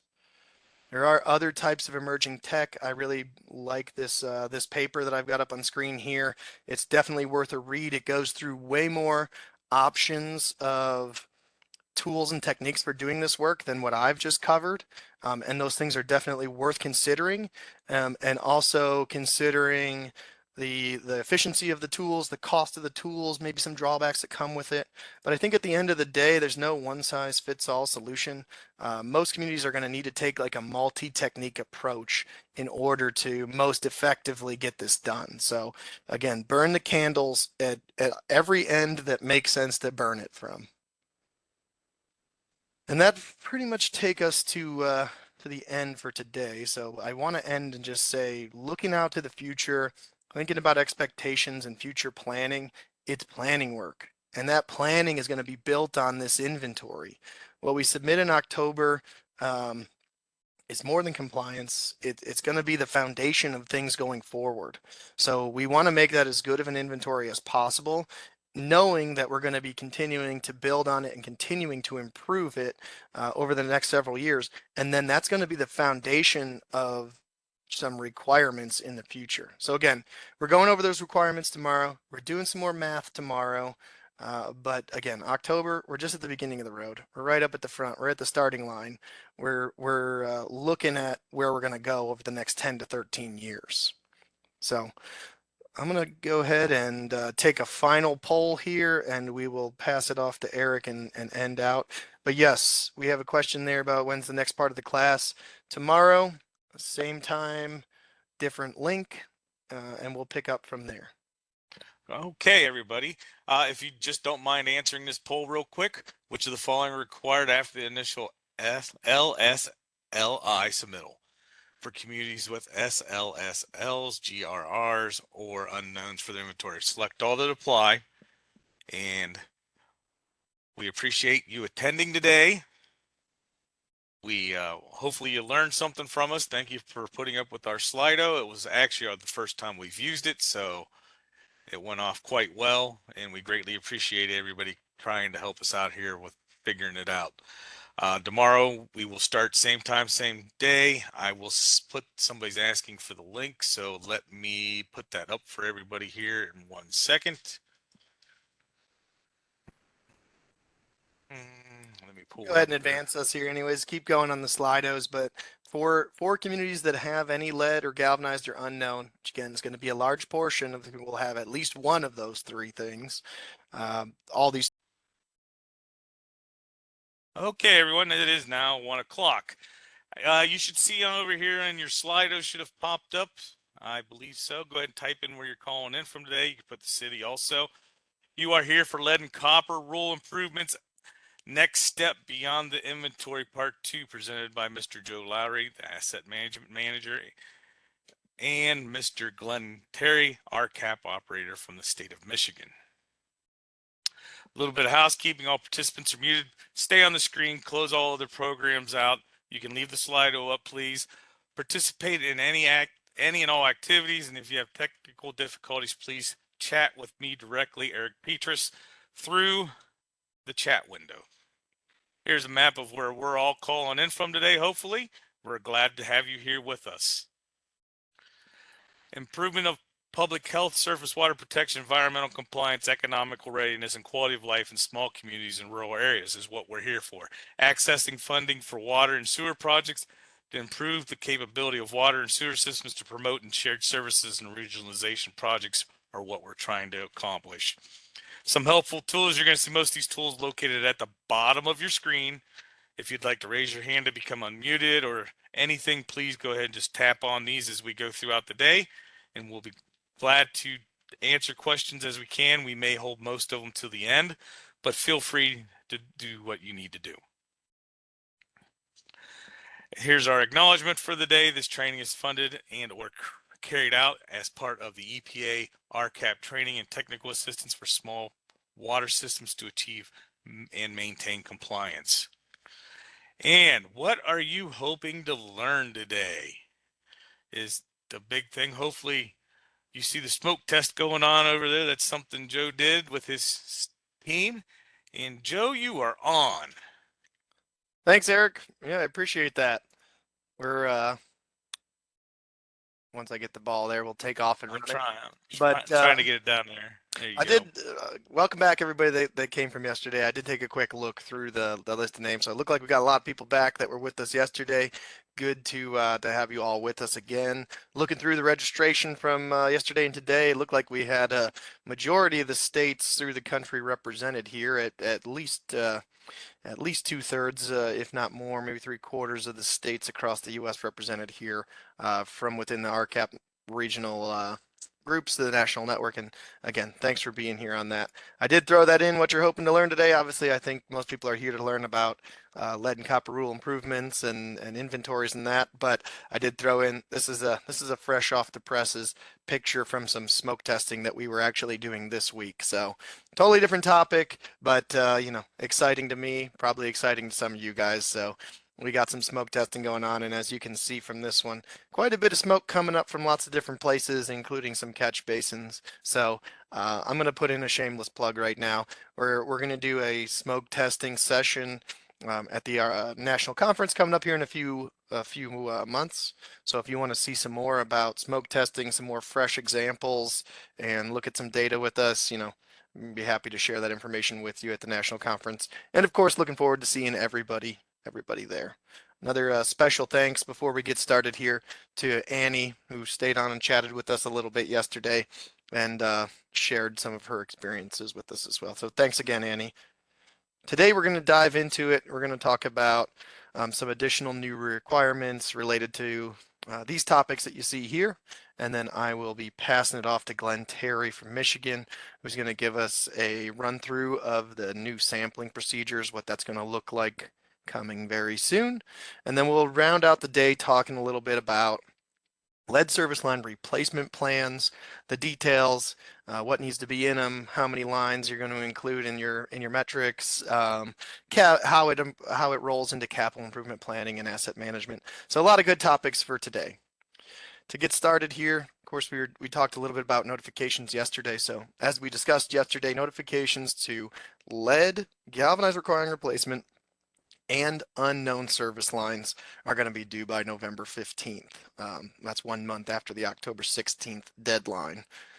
These must be delivered to the people who are served by that service line, whoever lives there, and think of it as who drinks the water, not the property owner or the property manager if they don't live there. So that's who the notification needs to go to. My State Primacy has made templates available for each of those required service line types, and I intend to share those templates directly with the communities that we're assisting. So hopefully we're not having to do a lot of work of coming up with those from scratch, and a lot of the details that we would need or already be included in there. I will throw out at this time, and we'll follow up a little bit more with this very soon, but once these notifications go out in November, I think communities should be prepared and ready to answer questions and capture information through a large amount of the holiday season of this year and into next year. So once these notifications start hitting doors and mailboxes, I think a lot of people are going to, you know, a lot of customers and homeowners are going to become aware that they may have a lead service line, or they become concerned that they don't know what their service line is. So I would expect our clerks and our front office people at the communities to get an influx of customers who want to talk about their service line. So I think communities should be ready for that with, you know, answers to what will become frequently asked questions. And I think that they should be ready to capture self-survey information. So, you know, if they haven't already, or even if they have, I would recommend sending out a self-survey form with the notifications, that especially the ones that go to unknown service line types. So this notification is going to go out to them and say, we don't know what your service line is, but it might be lead, and here are some of the possible health effects that lead can have. So here's an opportunity for you to do a self-survey and tell us what you have. So I think that's going to be a good practice to send those out with the unknowns in particular. Yesterday I promised you, or maybe just teased you with a little bit of more talk about GRR, the galvanized requiring replacement. So here I've got a couple examples of lead service line, or not lead service lines, but service lines that include galvanized pipe. So let's review these examples and talk about what their statuses should be represented as. When we start talking about these GRR ones, This is an area where you need to confirm with your primacy agency how they are expecting you to handle these. This can be a gray area. That's not lost on me. I've found it to be one of the areas that includes difficult to answer questions, and possibly an area that might need more clarification in the final lead and copper rule improvements. So I'll also throw out there again too, some primacy agencies may take a stricter stance on GRR, or just a different stance on GRR than some others. And from what I've seen on other webinars, and information sharing through the last year or so, I do think different regions are probably going to handle these things a little bit differently. But again, from my experience, this is what I'm seeing. So our first one, our pink house example, this one has copper on the utility side and galvanized on the private side. So we asked the question, of course, what should the status, the entire service line status be? How should this service line as a whole be represented in your inventory? And the answer to that, of course, not sure if we've got any chats in there, but the answer to this one in particular is going to be, it depends. I know that's a great answer that everybody always loves, but truly the answer here is going to be, it depends. So here's the clarification. It could be galvanized requiring replacement or non-lead based on what you know. So based on the definition of GRR, you would need proof that the utility side has never been lead in the past in order to represent this line as non-lead. So even though it's copper now, you need proof that that was never a lead service line in the past. Again, proving this negative condition is difficult to do and kind of adds to the ambiguity of GRR. So if a community knows for certain that the utility side has never been lead, then this line will be accurately represented as non-lead. Again, this is when you're talking about galvanized, you're talking about downstream. So the customer side is the downstream side of it, where, you know, if there was a source of lead on the street side, that could have potentially been carried into the galvanized pipe on its way into the home. That's why there's the downstream thing in the definition. So if they know and they can say with certainty and with proof and with documentation, the street side's never been a lead pipe, then you can mark this galvanized on the homeowner side will go down as non-lead. However, if you can't prove that there's never been lead on the water main side, on the street side, the utility side, whatever you want to call it, then you're going to have to represent this service line as galvanized requiring replacement. Again, since you're trying to prove since you're trying to prove a negative condition, it's difficult. And for the most part, I'm taking the policy that if there's galvanized on the customer side, we're representing it as galvanized requiring replacement in most cases, because most of the time the utility does not have proof that they never had lead on their side. So that's the nuance. That's what we have in there. Again, even though there's copper on the street side here, what the utility owns, the customer has galvanized, and we can't prove that they never had lead. You know, that would flow to that. So that's how we're doing that. Example number 2, our orange house. Okay, this scenario we see we've got a gooseneck or a pigtail or a lead connector, whatever you want to call it, a short section of lead pipe that connects from the corporation stop on the main to the utility side of the service line. So depending on where you're at in the country and regionally, these can be pretty common. I've heard it said different ways, different times about whether or not galvanized always has a gooseneck connector or not. And it sounds like it can go either way based on my experience. So in this case, we've got pigtail connector, gooseneck, plus galvanized line on the utility side and galvanized line on the house side. So what do we think in this scenario of how this should be represented? And you can put your things in the chat if you want. I'm just going to continue to truck along here and tell you the answer right away. This is the exact same scenario as the pink house. Even though, you know, you're seeing a lot more galvanized and there is a short piece of actual lead pipe, again, the gooseneck, as long as that's a short piece, it does, and when I say short, it's like 18 to 24 inches or less. As long as you don't have more lead than that as your gooseneck, the gooseneck itself does not affect the classification of the line the rest of the way. A gooseneck by itself does not make it a lead service line according to the current definition. So again, goosenecks do not make it a lead service line if they're short. So this then becomes the same scenario as the pink house. It could be GRR or it could be non-lead depending on the situation. I think personally in most cases this should be represented as GRR, but again it doesn't really have to do with the connector. It has to do with, can you prove that that's never been a full lead line before? Couple questions in there. So lead connectors are typically associated with galvanized lines. I think yes, but it's not exclusively to galvanized lines. There could be a lead connector to a copper type of pipe or something else.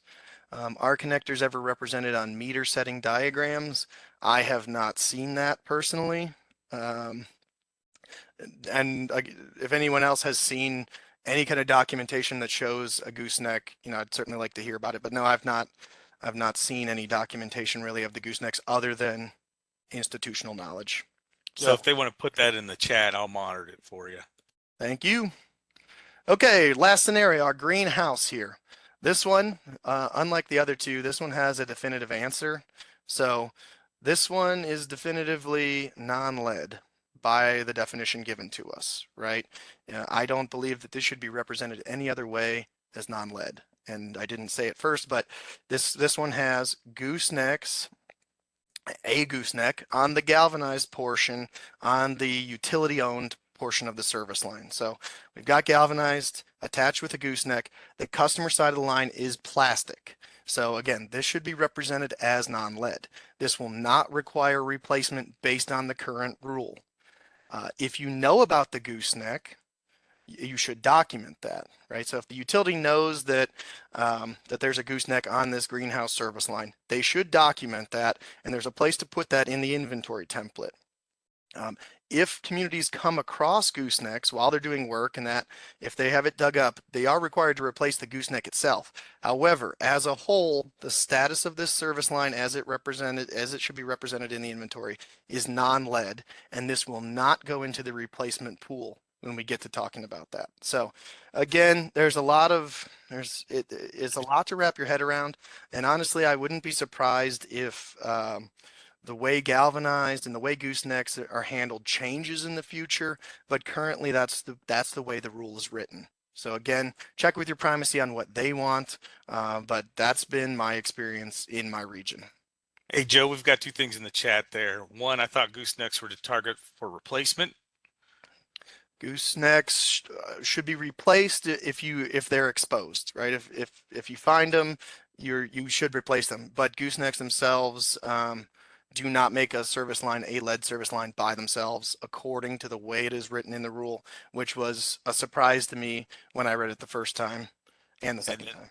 Then you have there, may the primacy agency consider that a lead line, despite is less than 18 inches long? May the primacy consider. I can't give you a definitive answer on that one. So like I said, some primacy agencies may take a stricter stance on the goosenecks than others, but the way it's written in the overarching federal level rule there defines them, as not making it a lead service line by themselves. Best to check with your local primacy. Yeah, primacy always has the option of more. They can't do less, but they can always do more. Right. So, and we have somebody in there I appreciate. In Oklahoma, they've seen all three scenarios, and they've also seen it where it's galvanized all the way from the water main to the home. And that's definitely, I've seen all three as well. I've seen galvanized attached to the main with a gooseneck, galvanized attached to the main without a gooseneck, galvanized just on one side or the other. It's a mishmash out there. And I'll also mention too, which I've mentioned before, but it's not all, a lot of times it's not the same down the street. Each house has something a little bit different and without a good recognizable pattern. All right. So moving on, again, a little discussion about that, but moving on here, the notifications that we're doing, they're going to be repeated in the future. So we're going to have annual notifications. So you're going to resend it once every year. And also if your customers change over. So if you have a customer that, you know, they sell their house or somebody else moves in, new renter, whatever, you create a new customer account for that service, you're required to then at that point send them a notification of the service line. Again, lead, GRR, and unknown. Those notifications aren't going to stop until you either know that it's not lead or that it's been replaced. You're also going to have to put information about this in your CCR. So you're going to need to provide information in there about the effects of lead, potential effects of lead on health. This is going to be used for other public education and public outreach materials as you go.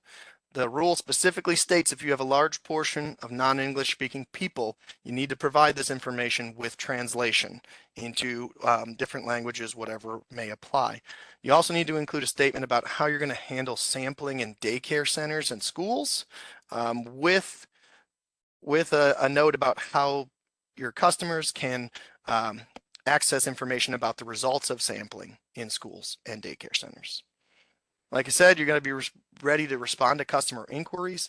I think a lot of these are going to come just from that primary notification.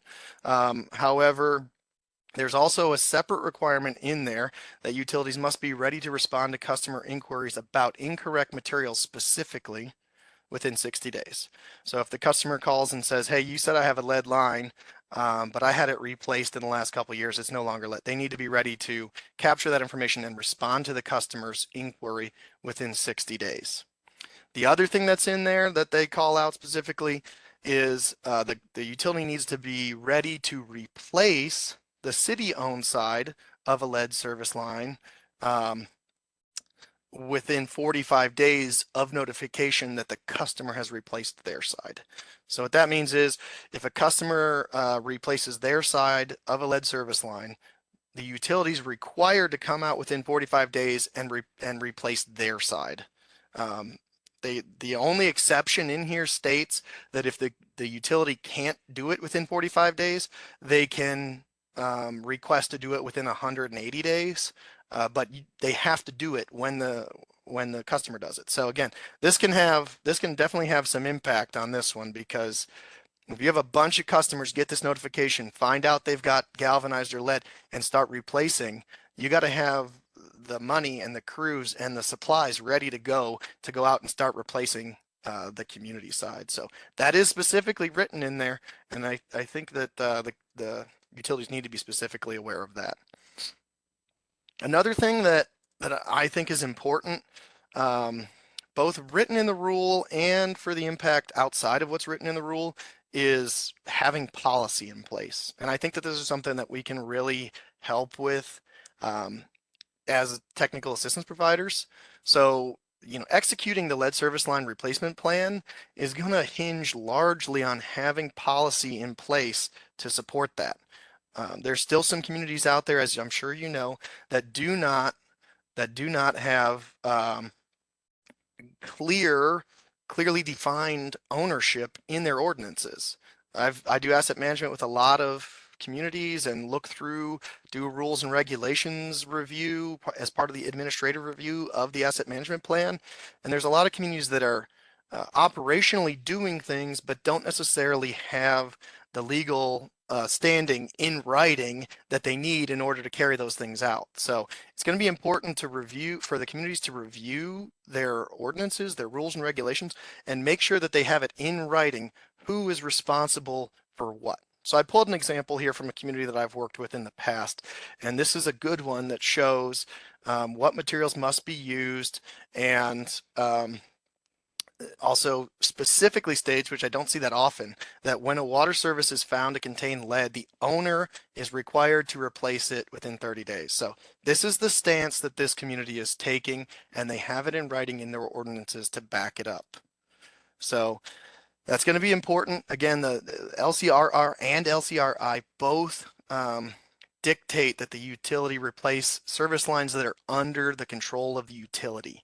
So this is something that definitely needs legal definition.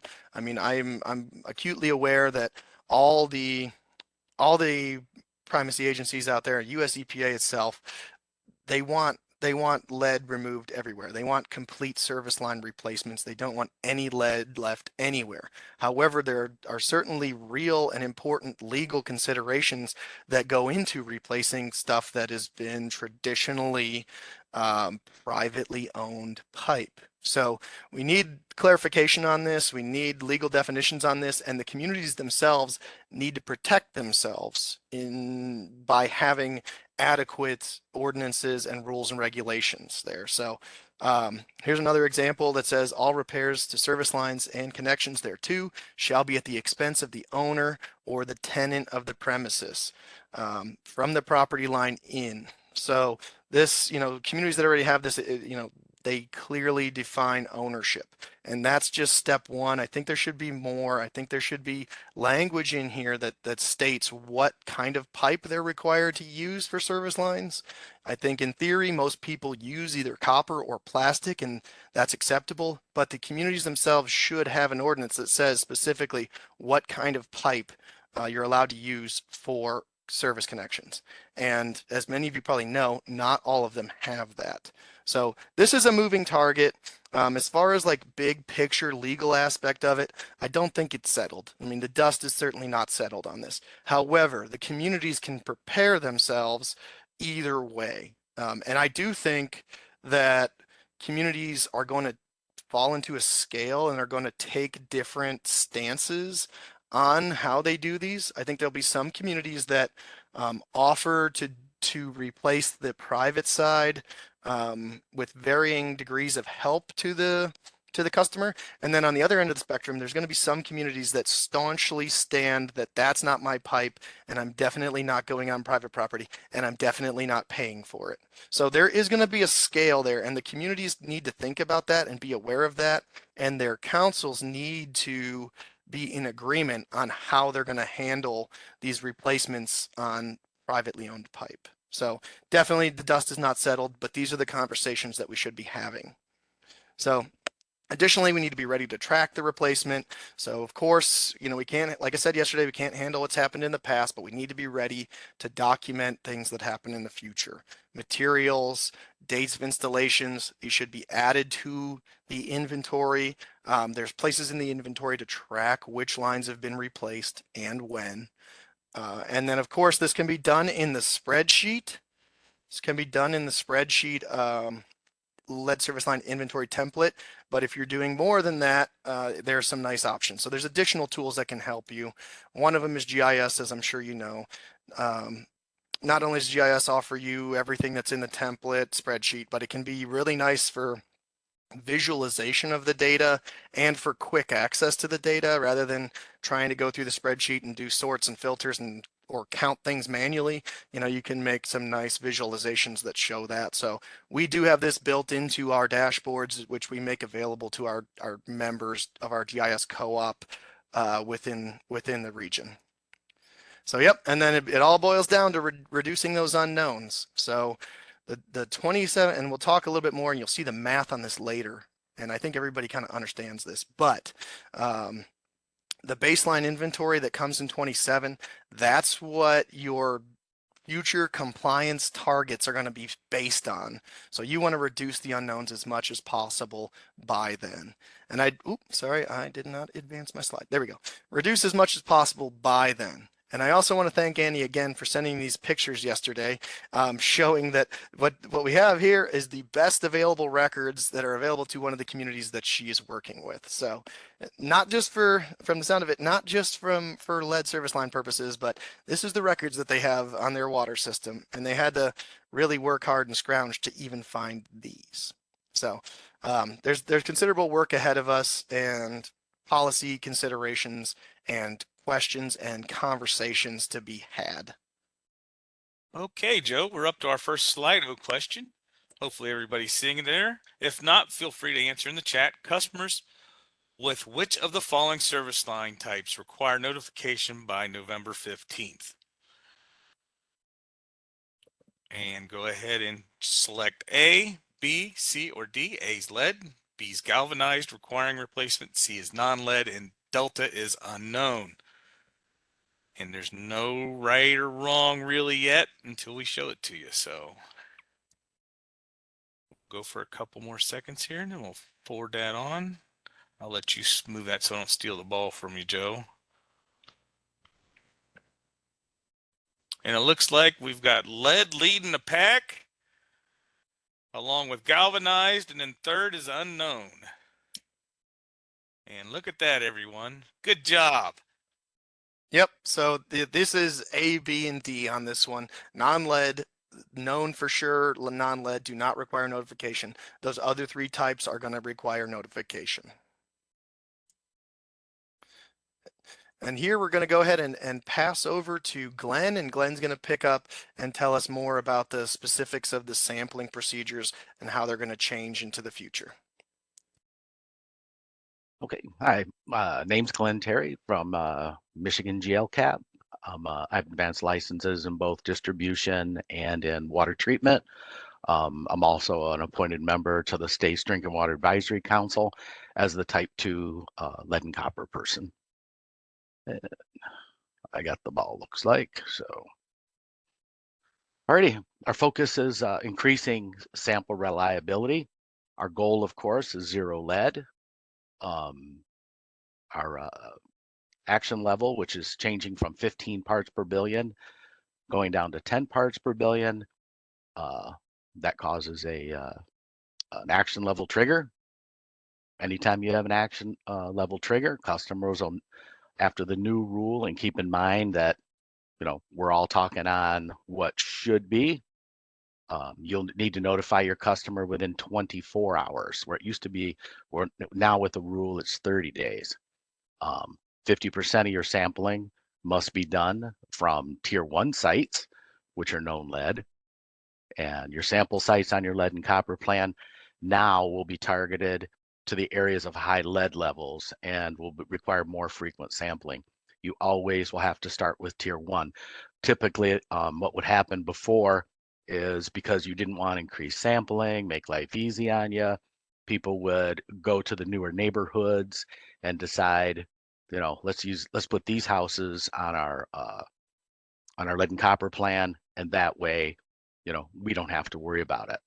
Another new rule will be systems that don't treat for corrosion will have to conduct a corrosion control study. Corrosion treatment being like things like phosphate, which has a cathodic effect and coats the inside ear pipes, stuff like that. And based on those results, we'll have to provide a treatment plan to respond if necessary.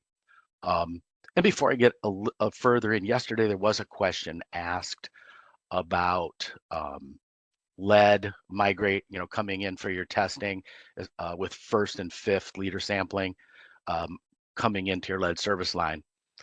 It's not going to happen, and I mean, it would have to be such an almost just a minute nothing amount if it could, because from your service line coming to your house, you can never create the kind of velocity being the movement of water in a given second. You'd never create a velocity in the main to move that water at a speed, which even for your average suspended solids, not something as heavy as lead, would never be able to create something that would create a scouring effect that it would take. And that takes more than 2.5 feet per second movement of the water.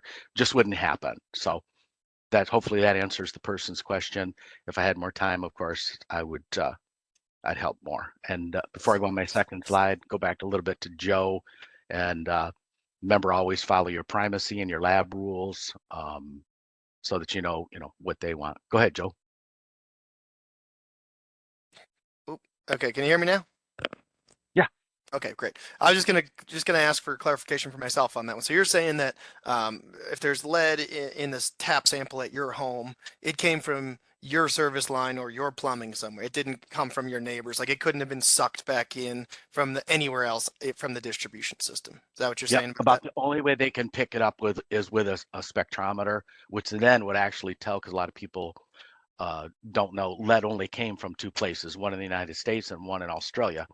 So with that, they can detect it and actually can tell you the type of lead, but you'd never get a scouring velocity enough to move anything that was probably detectable. It would have to be, you'd have to maybe have a hydrant open or something like that. You know, that would Sure. that Yeah, would make a difference.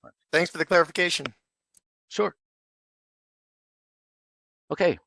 Again, leaving that on the top of the board there just to keep in focus for what we're talking about here today.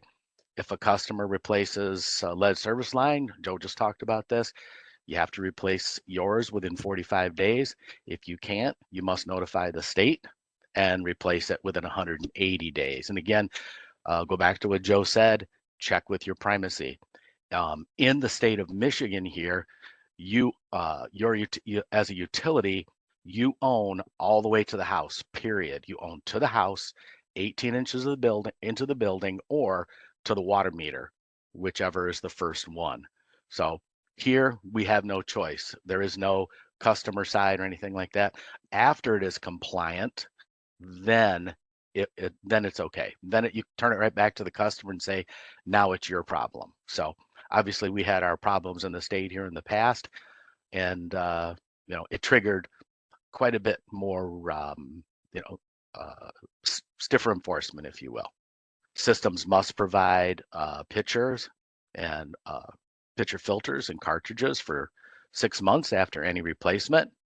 Systems must also do a lead sample within 3 to 6 months of replacement, and replacement of galvanized service lines that are or ever were downstream of a lead service line. So that another one that kind of goes back to Joe. I'm just kind of reiterating the real fast for my content. Okay, we'll talk about a little bit before we sample. The water must sit unused for 6 hours. You want to sample in the morning, which is best. We also only use cold water. So remembering when you're doing that with the cold water, before you go to bed at night, stuff like that, the last thing, you want to run that cold water so that it purges any of the hot water that was in there. The density of your hot water has a much different effect, as far as concentrating your suspended solids and stuff like that. Use Post-its around the house, put them on the toilet, put them on wherever, and use that to remind family members not to use the water for the 6 hours. Obviously, make sure that they go potty. No toilet, no sink. Don't turn on the dishwasher, especially if it's on automatic. And again, I'll go back to the other. Make sure that you run cold water right before you go to bed to purge it, and that way, you get a good sample. Your sample location, you want to pick your sample location. It's usually the kitchen or the bathroom sink. Why? Because that's the first place you go in the morning to say, make coffee, brush your teeth, stuff like that. And that's back to your first draw. Okay, we remove filters. If we have filters, you want to make sure you remove it. You do not remove the aerator, of course, because the aerator is where you may be getting accumulation. So it's not like when you're doing a coliform sample that you want to, just get a sample of the water. Here, we want to know exactly what you're drinking.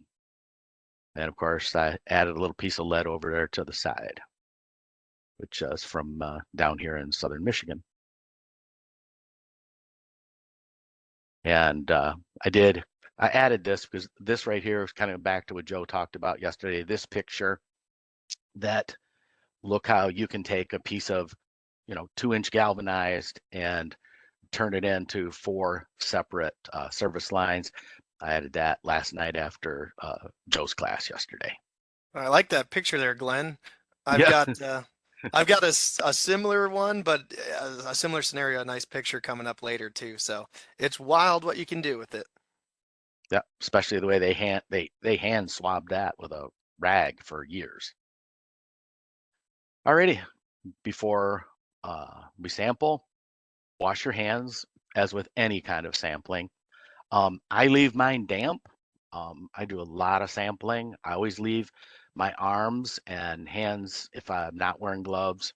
And even when I'm wearing gloves, especially if I was doing something like a PFAS, I leave them wet so that you don't have to worry about anything shedding off your arms. And you can say, well, you're not worried about skin cells, of course, but you are worried about the environment that you're in as far as contaminants or anything like that, or, solids that may be in the air.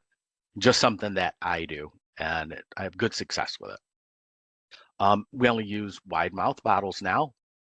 Some things to remember with any testing: mark your bottles with your name, address, date, time, and many places require site codes.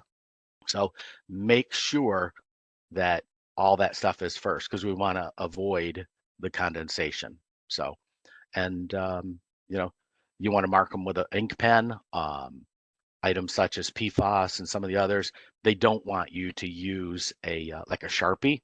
So again, mark them ahead of time, mark them before the water goes in it, because obviously when we're looking for, the water is much colder as a rule than the air, and it avoids making a mess on your bottles. And make sure you're following your sample site plan too.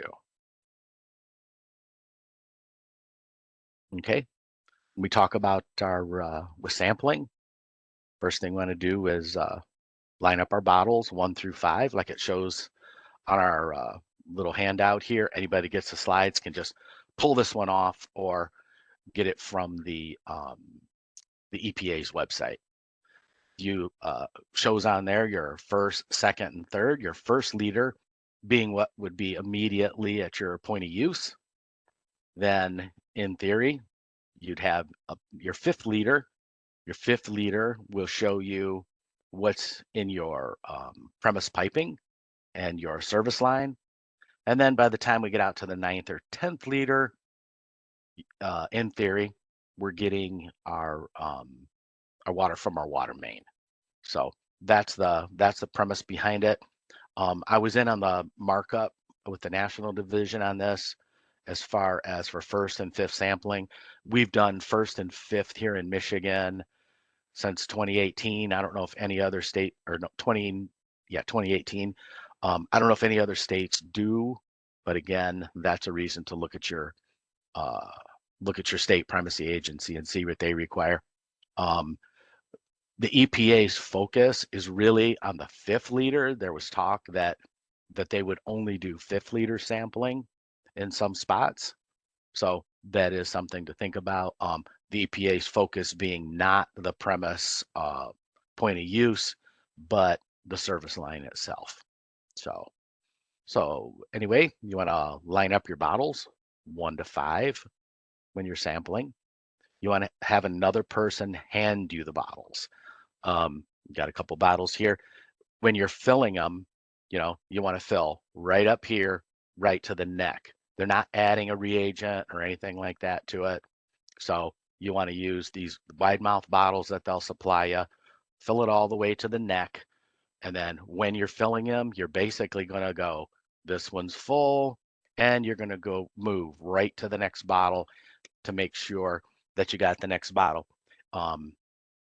If you have someone there to help you, makes life a lot easier to make sure that you get them to the neck, because what you don't want to do is fill a bottle and then dump something out, because then you're misrepresenting what you're supposed to do.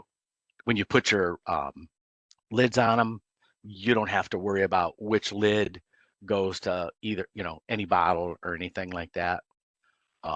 Make sure your bottles are tight, but with any kind of sampling bottles, don't over tight. Make sure it's snug, make sure it's tight, that they're not leaking or anything like that.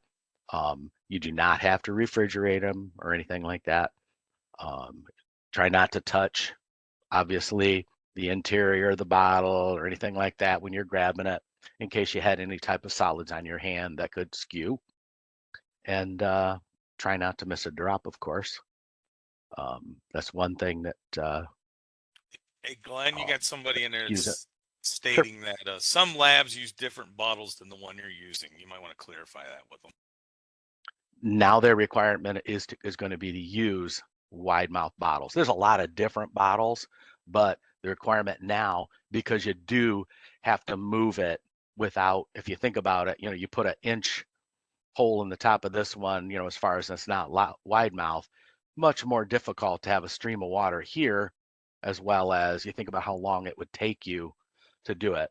So as in everything else, we get a lot of different types of bottles for a lot of different things, but in the rule, it does say wide mouth bottles. So any other questions, Eric?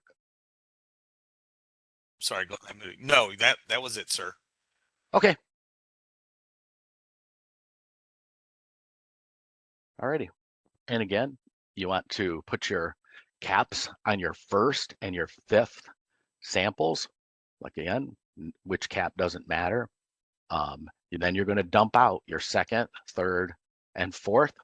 Pay attention to whatever your lab tells you to do. Some places tell you to recycle them. Other places are going to tell you they want their bottles returned. And because they don't use a reagent, they don't use an acid or anything, a lot of labs just have you return them. Then they or clean them up, and they'll send them back to you. So good rule of thumb, a couple of them here. Place your samples in a plastic bag in case of leaks during shipping. Hopefully you won't get them, but I've had quite a few cases where I was sent stuff as far as check samples and stuff like that, where it's leaking all over the place. So just something, if you can get them in a Ziploc, hopefully you're protecting the UPS man or your FedEx guy from getting wet. And then also do pack the everything in a bubble wrap to prevent bottle breakage. You definitely don't want to send them out where they can slam around. Obviously, water weighs 8.34 pounds per gallon. So, you've got some movement there where it can break up bust your bottles up. Okay. On your sampling, again, if you sampled from a water softener, you do need to note that in your comments on your stuff that you put in, because depending on the resin in there, you don't want it to fool anybody or make it look like you're trying to fool anybody as ethics wise or anything like that. So make sure you put that somewhere on there. If it was behind a water softener, you can't always, might have been there a long time and they haven't worked their valves at all, and you can't close them. So if you can't bypass that, again, just put it in your comments.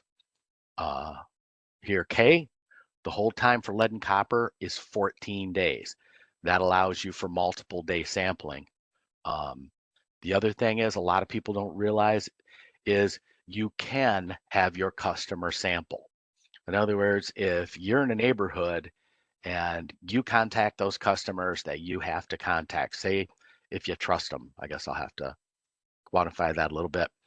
It seems like a good customer, you can, in the interest of saving time, have your customer sample.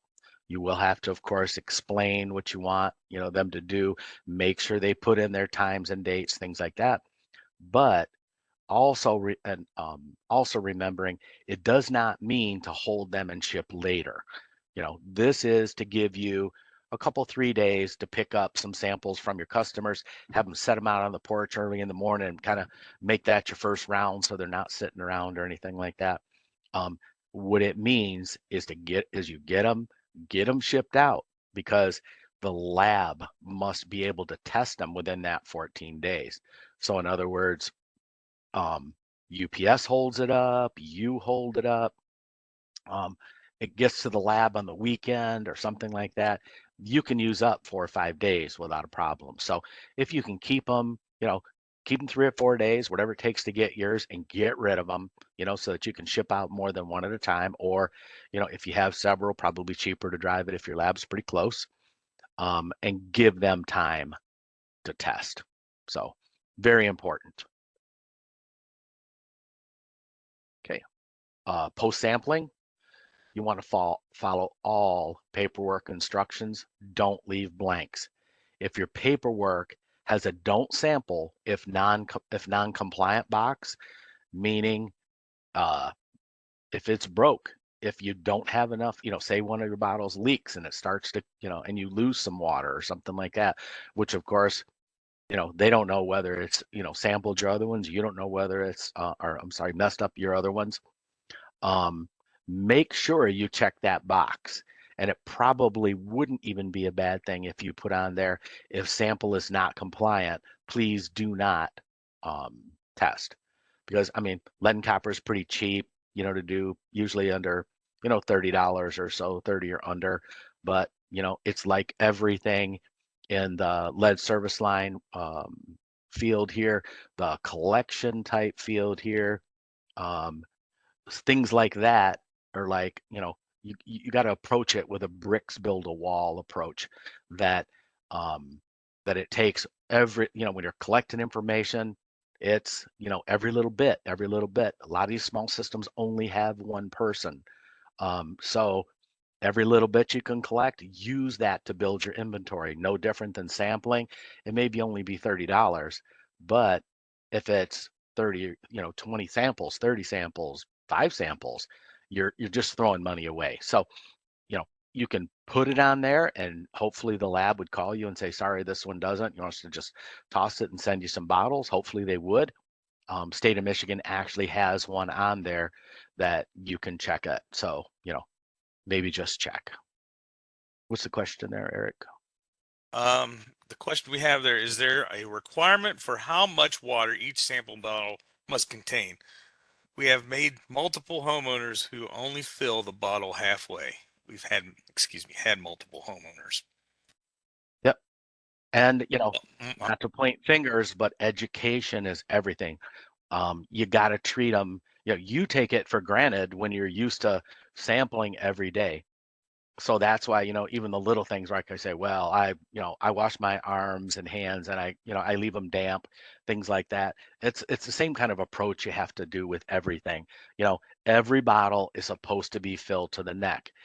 You may get a lab that says, you know what, I'll test it.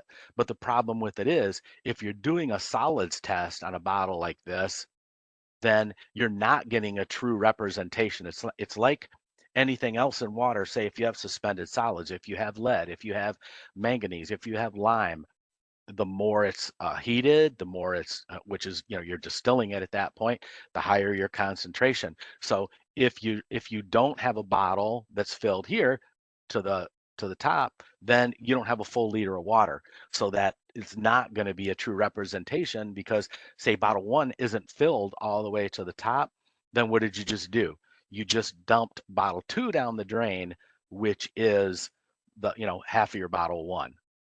No lab here, at least. Like I said, we're pretty darn strict here. Nobody here would accept that bottle. So good question though. Yeah, they're 1 liter bottles that we use for lead and copper. The other thing is, make sure that you complete your certification paperwork to your customer afterwards. Most places are going to have, you will have to send a summation of everything to your primacy. You will also, with at least 1 copy of one of your customer notices that you're going to send out afterwards, telling them what they have. And you will have to send a certification to your primacy. Also, pay attention to how your lab sends it to you. So your lab could send you the results in milligrams per liter or parts per million, which are actually, if anybody doesn't know, that's the same value. But for what we're looking at here, and for the customer to understand it, make sure you take the time to move those decimal points and get it and change it to parts per billion, because parts per billion is what the customer is going to relate that to what the action levels are. So, and you'll probably be required to do it, but I think it's worth noting. Okay, and a real quick one, not to get into it, because if you have less or 5 or less samples, that's a little bit different, stuff like that. But lead and copper, it's interesting. The nice thing is they're done on a 90 percentile basis. What that would be, say we have 10 samples, and we take those samples, we start at 0 where we had nothing and line those samples up from lowest to highest. And for the sake of this one, I kept it nice and easy. Then you take the number of samples and you times them by 0.9, which in this case, of course, is going to be our 9th sample. So what that does is, instead of averaging samples, it allows discounting of oddball results. So if you have one high and one super high, and then you have a couple with nothing, it gets you to what the 90 per the say the 9th out of 10, the 90th percentile is, which makes it good as far you're not penalized for an oddball one. I mean, it doesn't mean that it passed, the other ones passed, but it's used to give you a better overall idea that out of 10 or whatever your number of samples have to be, what you would consider to be the standard, we'll call it. And there you go. Thank you very much for everybody. Hey, Again, make Glenn, sure you before you pay attention. go, Go ahead. before Sure. you go, I have Becky here. I have found that a diagram or a picture of a bottle showing where to fill is helpful. It is just as important to make sure that the bottle is not filled completely with no airspace. So she's just reaffirming what you were saying. Oh, okay. Yeah. Yep. Because And we're not worried about adding a reagent or anything to it. So that's why we're just looking for a standard amount of water, in this case, 1 liter, to be used. So, yep. Thank you. anytime. And we are up to that next poll requirements after a LSL is replaced include both providing a water filter for 6 months and samples the tap within 3 to 6 months of replacement. True or false? And you can answer that right in the Slido or in the chat. And the answer is going to be true for everybody that is answering. This is certainly something that's going to be very important, and I hope that I can share some tips and tricks along the way. So I do want to apologize as I get started here. These next couple slides are a little wordy, little text heavy, but I'm going to go through those, and I'm going to try to hit the highlights and then show some examples and give some insight into how this is going to affect some of the rural communities that we work with. So basic requirements of the lead service line replacement plan. All systems that have any one of any of these 3 kinds of service lines in their inventory are going to have to create a replacement plan. So any lead, any galvanized requiring replacement, any unknowns, if you have any of those in there, you have to make a replacement plan. The communities that don't have to make replacement plans, I think, are going to be pretty few and far between. And again, that can vary regionally. But there's going to be a lot of communities that at least have some unknowns in there, even if they don't have any actual lead. And that, of course, will require them to create a lead service line replacement plan. So this is going to have to be something that's publicly available. Most of the things wrapped up in the LCRI are things that do need to be publicly available. And included in that is a strategy for making the public aware of the plan. In addition, you need to include a procedure in your plan for how you want to tackle full service line replacement and a strategy for how to identify unknowns. So some basic requirements there. In addition, they does specifically call out legal requirements, like noting or including in your lead service line replacement plan what the legal requirements are that or the legal barriers that would that would get in the way of doing full service line replacement, or if you look at it from the other way, legal that would allow you to do full service line replacement. You need to, in some way or another, speak to and try to prioritize disadvantaged communities and sensitive populations. So probably the criteria for what that entails is probably something that has a bit of a gray area too. It's not something that I'm able to clearly define for you here today. However, I would say at a minimum, schools and daycares where there are children, I'm sure would fall into those prioritizations certainly, along with others as well. It also needs to identify a funding strategy. So again, funding is kind of one of our strong suits, and this plan needs to identify how you're going to fund the necessary replacements and identifications that are going to be included.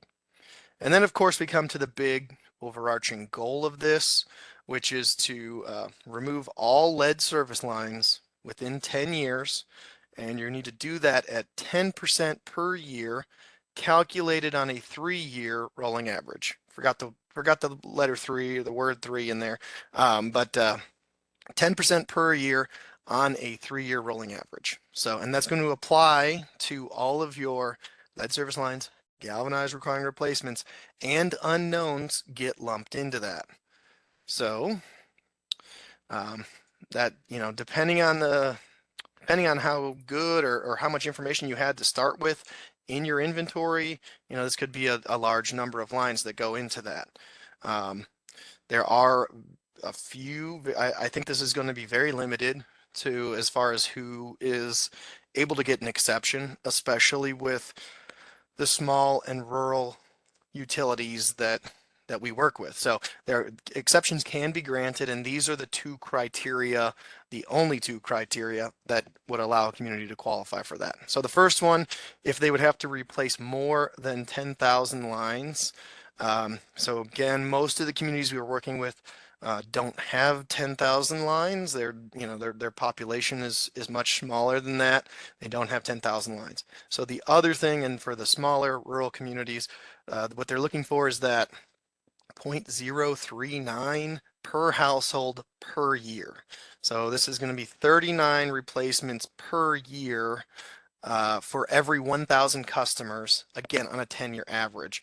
So it kind of, I think, if I'm not incorrect, that essentially means 39% of their service lines need to be lead service lines or galvanized requiring replacements.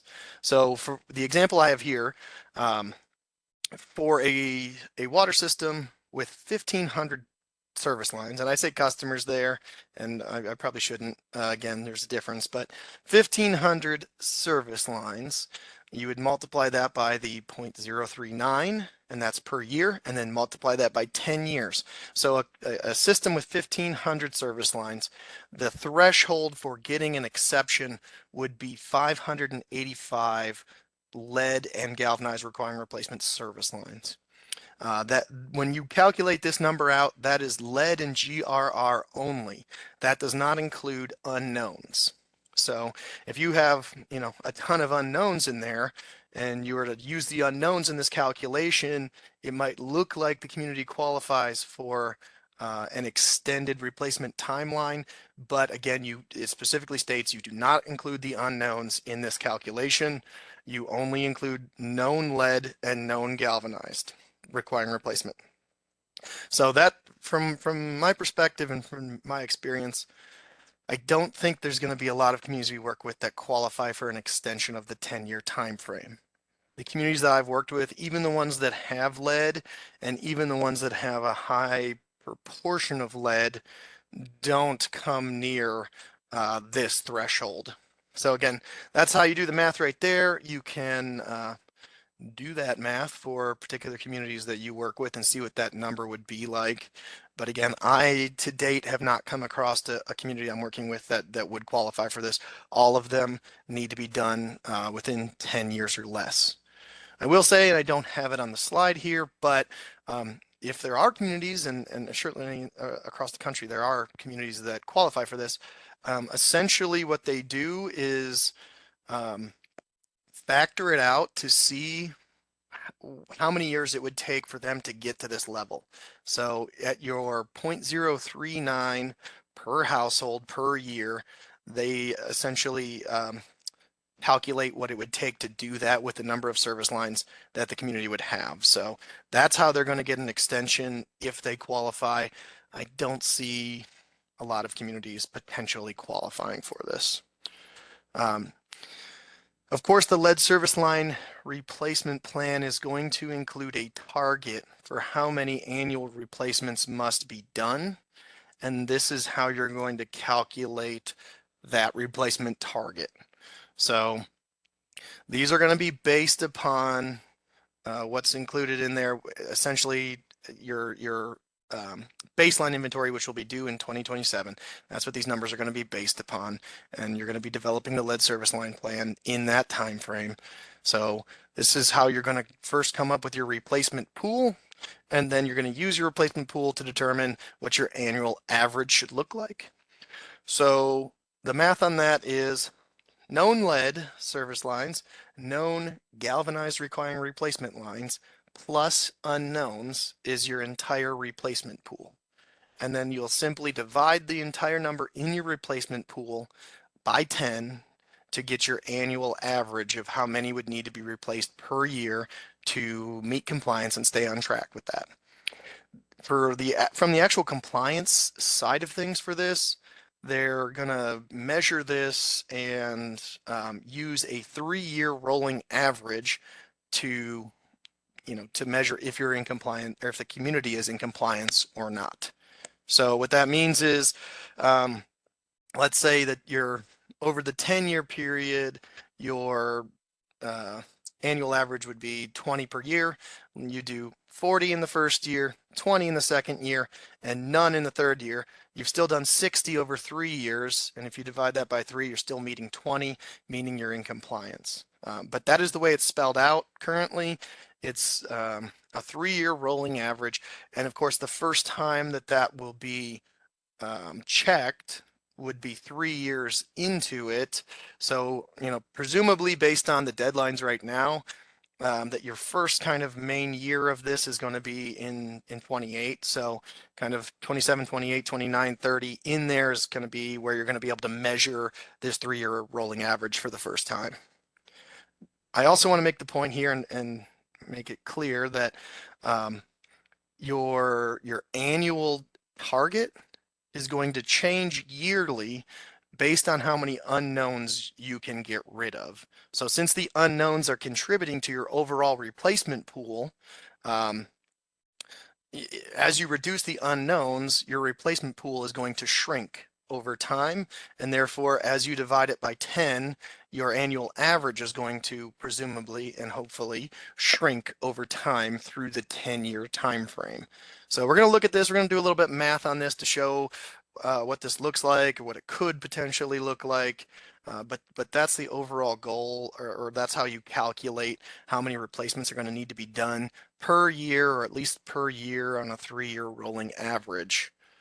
The other thing I'll note before we look at that is, as you go through, or as the communities go through and do replacements, so presumably in the next few years, communities are going to be going through and identifying more unknowns, and also starting to, if they haven't started already, to remove and replace lead service lines. So as your communities replace lead service lines and replace galvanized requiring replacement lines, those numbers do not get subtracted from the number of lead and galvanized that were in the original replacement pool. So that's the way it's written. I'm going to say that again. If you go out and remove 20 lead service lines in year 1, you do not subtract 20 off of the amount of lead service lines represented in the replacement pool. Whatever is originally in there for lead service lines and galvanized requiring replacement stays in there. And the reasoning behind this is that, first and foremost, your annual target should be the biggest it's ever going to be in year 1. So when you originally calculate this, again, it's going to shrink over time. By doing this, your year 1 annual target is going to be the biggest it can ever possibly be in year 1 and shrink from there. The second part of the reasoning on this is, as you go through and identify and replace unknowns, if you replace if an unknown turns to be lead or galvanized, you're not going to add that to your number of lead and galvanized, but it will, presumably be replaced within the 10 years. So the number of lead and galvanized do not change in this calculation year to year. The only thing that changes in this calculation year to year is the number of remaining unknowns. And again, when I read that in the rule, I kind of had to read it a few times to make sure that was accurate, but that is the way that it is written. Okay, we're up to the chat poll, everyone. I have opened it up into Slido, so while Joe was talking about it, maybe you could work through it and wrap your mind around it. If you can't see it in Slido, go ahead and answer it in the chat. Beautifulville has the following results in its baseline inventory: 25 lead service lines, 75 GRR lines, 50 non-lead lines, and 500 there. 300, oh, I'm sorry, 500, and 300 unknowns. What is the starting replacement pool? How many replacements do they need to do on average? So yep, we'll let people respond to that. Slido on this one is just a short answer kind of response. You can type your response into the Slido there, Yep. or you can put it in chat. And Joe, I'll let you forward slides so I don't steal from you there. Sure. Yeah, I'm gonna give him a minute to do a little bit of head scratching and math on this one. Yeah, I'll leave it open for a bit too. Because if it was me, I don't have enough fingers to do this. So Sure. Yep. And I do see results there as they're coming in, including my own. So it looks like most people are settling on this. Most people have the same number included in there. I got a couple jumping out. Again, at this point, I will go ahead and advance to our response answer. So here's the way that the math is broken out here. So the total replacement pool is going to be the lead, the galvanized requiring replacement, and the unknowns added together. So 25, 75, and 300 gives you 400 is in your original starting replacement pool. And then again, you just divide that number by 10 to get your starting point average. So in this particular example, your replacement pool starts at 400. Again, of those 400, you only know for certain that 100 of those actually need to be replaced. And of those 100, you only know that about 25 that are specifically lead lines. The other ones are galvanized requiring replacement, which again, splitting hairs on what the difference is, but that's going to put you at 40 per year average as your starting point. And then as the time goes on, that 40 is going to shrink. So here's an example with some math already pre-done in my spreadsheet here. But here's one example showing this.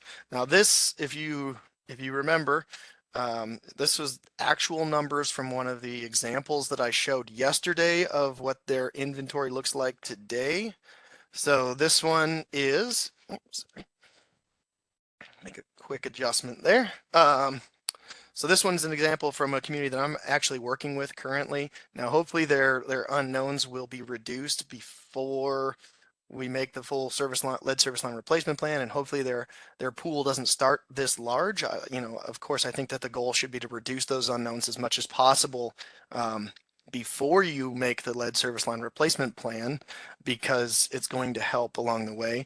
And as people pointed out yesterday, it's 100% true, and it's 100% worth saying multiple times that the more unknowns you reduce on the front end, the less work, the less time, the less money that you have to put into them on the back end in the future. But if these are the numbers that they started with today, and again, I'm taking this as year 2028, don't hold me to that. I think that that's when this is going to start to come into effect in real time, but it's going to be somewhere close to there. So lead service lines are going to start at 25 known. They definitely have 25. GRR 61, unknown 437. Now again, they have knowns. It's not that they don't have any knowns. We're just not showing the knowns here because they don't apply to the replacement pool. So in year one, at the starting point of their lead service line replacement plan, their total replacement pool is 523 lines. And again, we divide that by 10 and then round up and say that we're going to have 53 lines need to be replaced per year on average. So that's where they start at. If we skip into the future and make more further speculation here, again, the number of lead and galvanized are not going to change. But let's say in year one, they do 25 replacements of LSL and GRR lines. They did 25 replacements in year one. That's what they were able to do potentially out of the budget that they had available. Those are the lines that they could get to quickly, or those are the easiest ones, whatever the case may be. They do 25 replacements in year one, and they also identify 100 more unknowns, and those 100 more unknowns come back as non-lead. So in year two, they're going to redo the math on this, and again, LSL, GRR, they're not going to change year to year. They're going to be the same. What changes is you're going to subtract the number of unknowns off of your original replacement pool and do the math with that. So in this case, 100 off of your 437 gets you 337 remaining unknowns after year two. And then that's going to be 423 in the total replacement pool. So now their actual average has been reduced from needing to do 53 per year down to 43 per year. And this trend will, presumably continue into the future. If the community is really aggressive about it and they're able to go out and cut their unknowns in half or completely remove their unknowns quickly, then this required annual average replacements is going to drop very quickly. So that's kind of the math as we're seeing it right now. I haven't I see the question pop up there. Would you subtract the 25 that you replaced? No, I don't believe so. Again, the way that it's written says do not subtract from the LSL replacements in the first year. So they're going to be potentially like removed from the unknowns because they were part of that. But no, you don't subtract from that is the way that I wrote it. If somebody else in there wants to read that harder or find a nuance or correct me on it, I'm happy to hear that. But the way that I've seen it says, do not remove it. And there's reasoning in there too. I did not give you the link, and I should have, to the EPA's fact sheet on this, but they do have a good guidance sheet that goes through all this same math. If you go to the US EPA's lead service line or lead and copper rule improvements page, you can find these fact sheets, and it lays out in there the math and the reasoning behind it. So again, read it for yourself, but that's the way I read it. No, you don't subtract the 25, they stick. Okay, so we know we're going to have to remove some, and we know we're going to have to continue to reduce those unknowns in there. So, potentially that's a big number, right? In a small community, that could be a big number of service lines that you need to be looking at, touching, inspecting, and potentially a big number of service lines that you need to be replacing. So of course, with those raw numbers, there's going to be a lot of questions, right? There's going to be a lot of things to consider when you do this work. Again, I think this is something that we're good at as a network, incorporating this into capital improvement plans, incorporating this into asset management plans, and helping to find the funding to do it. So goal number one is going to be, once you have the inventory put together and you know generally where your lead lines are, generally where your unknowns are, you need to start prioritizing how you're going to replace these and make a plan for how everything's going to get done in 10 years. Of course, that's a pretty aggressive time frame, and I think it's designed that way on purpose, but that's a pretty aggressive time frame to get these things done. I've talked to a number of communities, obviously, about this through the planning process, and again, it's not lost on me that some of these communities' heads are really spinning when I tell them that they need to get it done in 10 years. And again, it's understandable, right? Because you're going to have to try to fit these costly projects into your existing capital improvement plan with other projects that you also need to do that are unrelated. So there's definitely going to be numbers with it, and I think us as technical assistance providers, we should be helping the communities narrow this down. When you first say it, obviously it's scary, it's nerve-wracking, and there's going to cost you something, but we need to help the communities focus that down and show them that it's possible, and also come up with actual numbers that can be used for planning purposes, rather than just leaving it as a scary rain cloud in the sky. So again, prioritize things, try to include it into your broader capital improvement plan goals for the communities. And another thing is add these replacement projects to your existing asset management plan.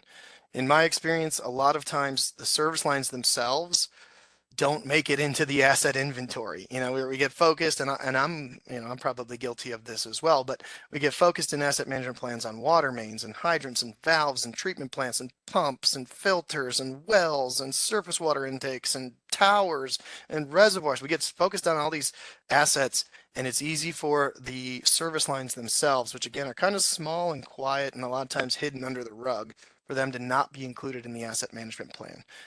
Well, now they should be.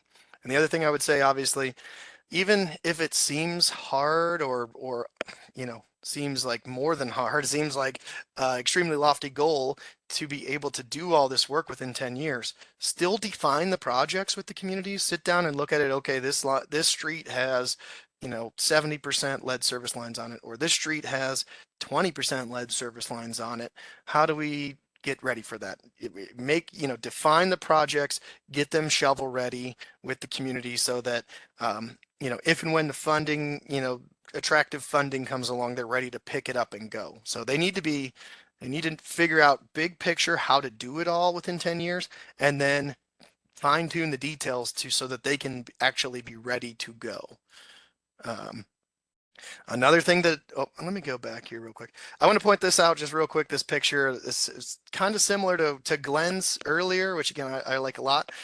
This is a picture that, that I actually took. This is not in service, obviously it's taken out of service, but one of the communities I worked with, this isn't. So in this case, it's not one line splitting into 4 service lines. What we have here is actually 4 1-inch lead lines that are feeding 1 4-inch cast iron service line to an industrial facility. So this is a completely, normally you see it the other way, one line branching out into 4 individual service lines. This is actually 1 service line, but it's fed by 4 different 1-inch lead lines. So it's out of service now, but I thought that was an interesting one, and all sorts of weird things happen out there across the country. Another thing I want to point out here is that when you go through to talk about replacing these service lines, it should be part of the conversation, and I think that logically it will come up with everyone. But are you just replacing service lines, or should you be replacing the water main as well? So in my experience, and where I've seen most lead service lines, the vast majority of the time, the lead service line that's still in service, that's 100 years old or more, is attached to a 100-year-old or more cast iron main. Okay, and a lot of times these are like 4 or 6-inch main lines. So, from the community's perspective, are they going to go through and attach brand new shiny copper and make new taps on 100-plus-year-old cast iron main that is probably very close to the end of its usable life, and probably in questionable condition to start with? So I think that should always be part of the conversation. What kind of main line do you have? And are you going to just go through and replace service lines, or are you going to replace the main line and the service lines at the same time and combine those? Hey, Joe. I see a hand raised there. Hey, Joe, you're seeing a lot of what you're just talked about happening in the Football Hall of Fame city of Canton. Mm-hmm. On the west side of the city, they have pretty much dug up almost all the old neighborhoods and replaced all their lines, fire hydrants, and everything as they're doing these projects. Yeah, and I mean, I think that makes sense. If I was the superintendent of a rural water utility, I would have a hard time attaching new service lines to old pipe that could fail relatively soon and that may need to be replaced as a whole. And what you see here, again, this is a picture I took. This is a pipe that's been cut out of service in a community that I visited, and this is your 100-plus-year-old cast iron pipe. And what you can see in there is lead that was used to seal 2 segments of pipe together. So this pipe itself was taken out of service in the last 10 years or so, but that is lead that was used to seal the pipe together. So the questions are very meaningful, I think, and that should be part of every conversation. Now, it may not be possible for each community to go through and replace all the mains that they have lead service lines on them. There are going to be cases where, just because of time and money, they will have to attach new service lines to old pipe. But I would think you want to avoid that as much as you can. So here's our cost scenario. I do want to throw out here too, you know, with our advertised time is 2:30, but you know, of course, with our break and all that, we were looking at 2:35 to 2:40 on that. If anybody has to go before then, you know, no hard feelings, but that's the time I'm shooting for, just so you guys can plan for that. Forgot to say that up front this morning. But I do want to show you what some of this potential cost could look like, because like I said, it's a lot to do, and we want to try to help the communities narrow down what these costs are. Now, I'm not going to lie, you know, these costs are still subject wildly to change, but at least it gives the community something to look at and something to use for planning purposes. So in this scenario, we're saying, first line there, I know I got to replace 86 lines. These 86 lines were in my inventory to start with. I'm just throwing the number 10,000 at the average cost of replacement of a service line. That could be less, that could be more. I'm not sure exactly how it's going to fall for each community, but I think that that's close enough to use for planning. So 86 lines, I know I have to replace just the line, not the main. The cost of those 86 lines could be, you know, could be upwards of 86 or $860,000 for those 86 lines. Okay. Then I know I have 437 in there that are unknowns that I have to verify. I wasn't able to identify those with records. I didn't get customer responses on their side, or maybe this is just my side. I got 437 that I have to verify. So again, I'm putting an estimate in there, $250 per line just to verify what they are. And that, again, that can range, right? That it could be cheaper if you're able to do this without digging. It could be cheaper if you're able to do this with like water sampling or customer self-surveying, but it could also be more expensive. And in some of them where you have to dig, and some of them where you have to cut into sidewalk or cut into or dig deeper, you know, there's lots of different scenarios that it could certainly be more than 250. Now, again, from what we're offering people and what the cost is to us, I think that's probably a decent average. So based on my just identification of unknowns, that's going to be over $100,000 by itself. So far I'm almost up to $1 million already. And then what I'm doing here on this estimate is just saying, okay, if 10% of my unknowns come back as lead or GRR that need to be replaced, that would be 44 lines. So I'm going to add the cost of the replacement of 44 additional lines, which is coming up to almost $500,000 there. So again, there's a lot of wiggle room in here, but it's at least giving us a number to think about of what the total replacement cost could be in this scenario. And you can play with those numbers. You can put in more accurate replacement costs. You could put in a different estimate of how much percentage of lines are going to come back as lead, but at least it's giving you something that you can work into a budget, work into a rate study, work into a capital improvement plan. And I have another example here too. So this one's from a community again that I worked with. They know they have to replace 44 at least off the bat. So they're almost up to $500,000 based on that. They've got 650 plus to identify still. Most of these they're going to have to dig on. I averaged this one. Let's say the digging is deeper or the cost is more for the contractor or it goes up with inflation, whatever. $400 per verification. Again, kind of assuming digging. So I'm at over 250,000 on that. And then with this one, I'm saying, again, it says 10%. That's not right. I said 20% comes back as lead in this case. So that's 130 lines. So 1.3 million. So in this case, based on the scenario, this could be over 2 million to replace those. And again, that quick, rough thing, that's just replacing service lines, not replacing mains. In this particular community, and again, this is one that I've worked with directly, they have cost estimates on what it would take to replace main lines and service lines at the same time. And their thinking is, well, we're going to spend so much money to go out and verify these things. We know we're probably going to come across some of them. We know these are our older pipes in town that need to be replaced anyways. Let's attack them and go ahead and replace the mains. And then we'll find and replace the service lines while we're replacing the mains. I like that idea. The sum total of the initial cost estimates for doing that work is $3.7 million. So, you know, $2 million to replace some individually and verify others without replacing them, or $3.7 million to just do it all at once, rip the Band-Aid off and do replacements. So again, these numbers could change, they could shake out differently, but this is at least giving us something to think about, and something that we can do a cost benefit analysis on, and something that is less speculative than trying to just guess at this without any numbers. So I just want to point that out, and we should be thinking about that, and we should be having those conversations with the communities.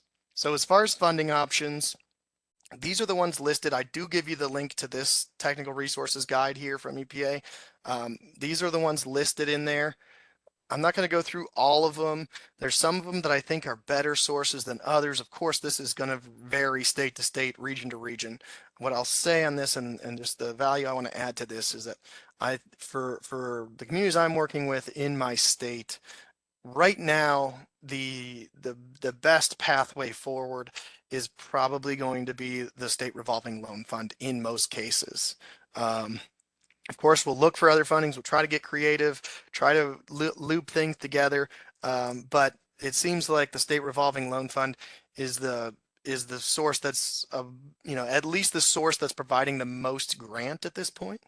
And for us, about 2 years ago, the SRF was providing 100% grant towards service line replacement. As we stand today, the SRF is providing 53% grant toward lead service line replacements, but only in disadvantaged communities. If the community is not considered disadvantaged, they're getting a 0% loan. So as we're standing right now, it looks like, you know, a lot of this is going to be either 0% loan or maybe 50% grant, and that's just toward the service line portion. If they include service lines and water mains, it's not covering the entirety of the project. It's just covering what the portion, you know, reserved for the service lines. So there are funding options out there, but this is something that we need to stay on. I sense, or at least I hope, that there will be additional funding sources coming down the road. However, the point I want to make is that we're not expecting for the sky to open and for 100% grant dollars to fall out of it. The communities need to plan for this, and they're going to need rate studies, and they're going to need capital improvement plans paired with rate studies. They're going to need money. I mean, even if they didn't do the due diligence of planning everything, you saw earlier that they're required to replace their side when customers replace the other side. So they need to have money, like a line item in their budget immediately for lead service line replacement, because somebody could come and knock on their door and said, I'll replace my side. Where's your crew? They need to replace their side, and they have to be ready to go for that. So most of these are going to be some kind of combination. I do think that there are going to be communities that need to take a planning loan, that need to take a loan just to do the verification work. Again, you saw if they have a couple hundred unknowns, it could probably take a couple $100,000 to figure out what those unknowns are. So they may have to take some kind of like preliminary planning loan just to do the verification work, and then potentially roll that into construction after the fact. So that's part of it. And then again, fit it into your existing replacement goals. If they're already have a capital improvement plan and they're already going to replace some of their mains in the next 10 years, maybe they should reprioritize ones that potentially have lead service lines on, so they can just replace them and remove everything at once. Want to point out here, success is attainable. This can be done. It's going to be large numbers. It's going to be a lot of people that shake their heads. It's going to be a lot of communities that are probably beat down and downtrodden when they see the numbers or when they feel the pressure to do this work. This is doable. And I've seen it with my own eyes. Okay, had a local community here in Ohio, had a lot of lead service lines, had a violation of treatment technique that, you know, created a public health threat and put a lot of bad light onto them. But since then, they have aggressively leaned into the verification and replacement. And over the course of the last couple years, they have replaced like almost all of their lead service lines. And they went out and they did the legwork to reduce their unknowns, again, very close to zero. So I've seen it done in the size community that we work with. There's certainly bigger communities out there that have success stories as well. Of course, this one utilized, over $1 million to do that. And in this case, this was SRF money, and this did come in the time frame when I think they got a large portion of the lead service line stuff done at a large portion of grant. But this is possible, but it's not possible if communities bury their head in the sand, and it's not possible if they don't do the planning work to know what the costs are so that they can go out and go for the money when it becomes available.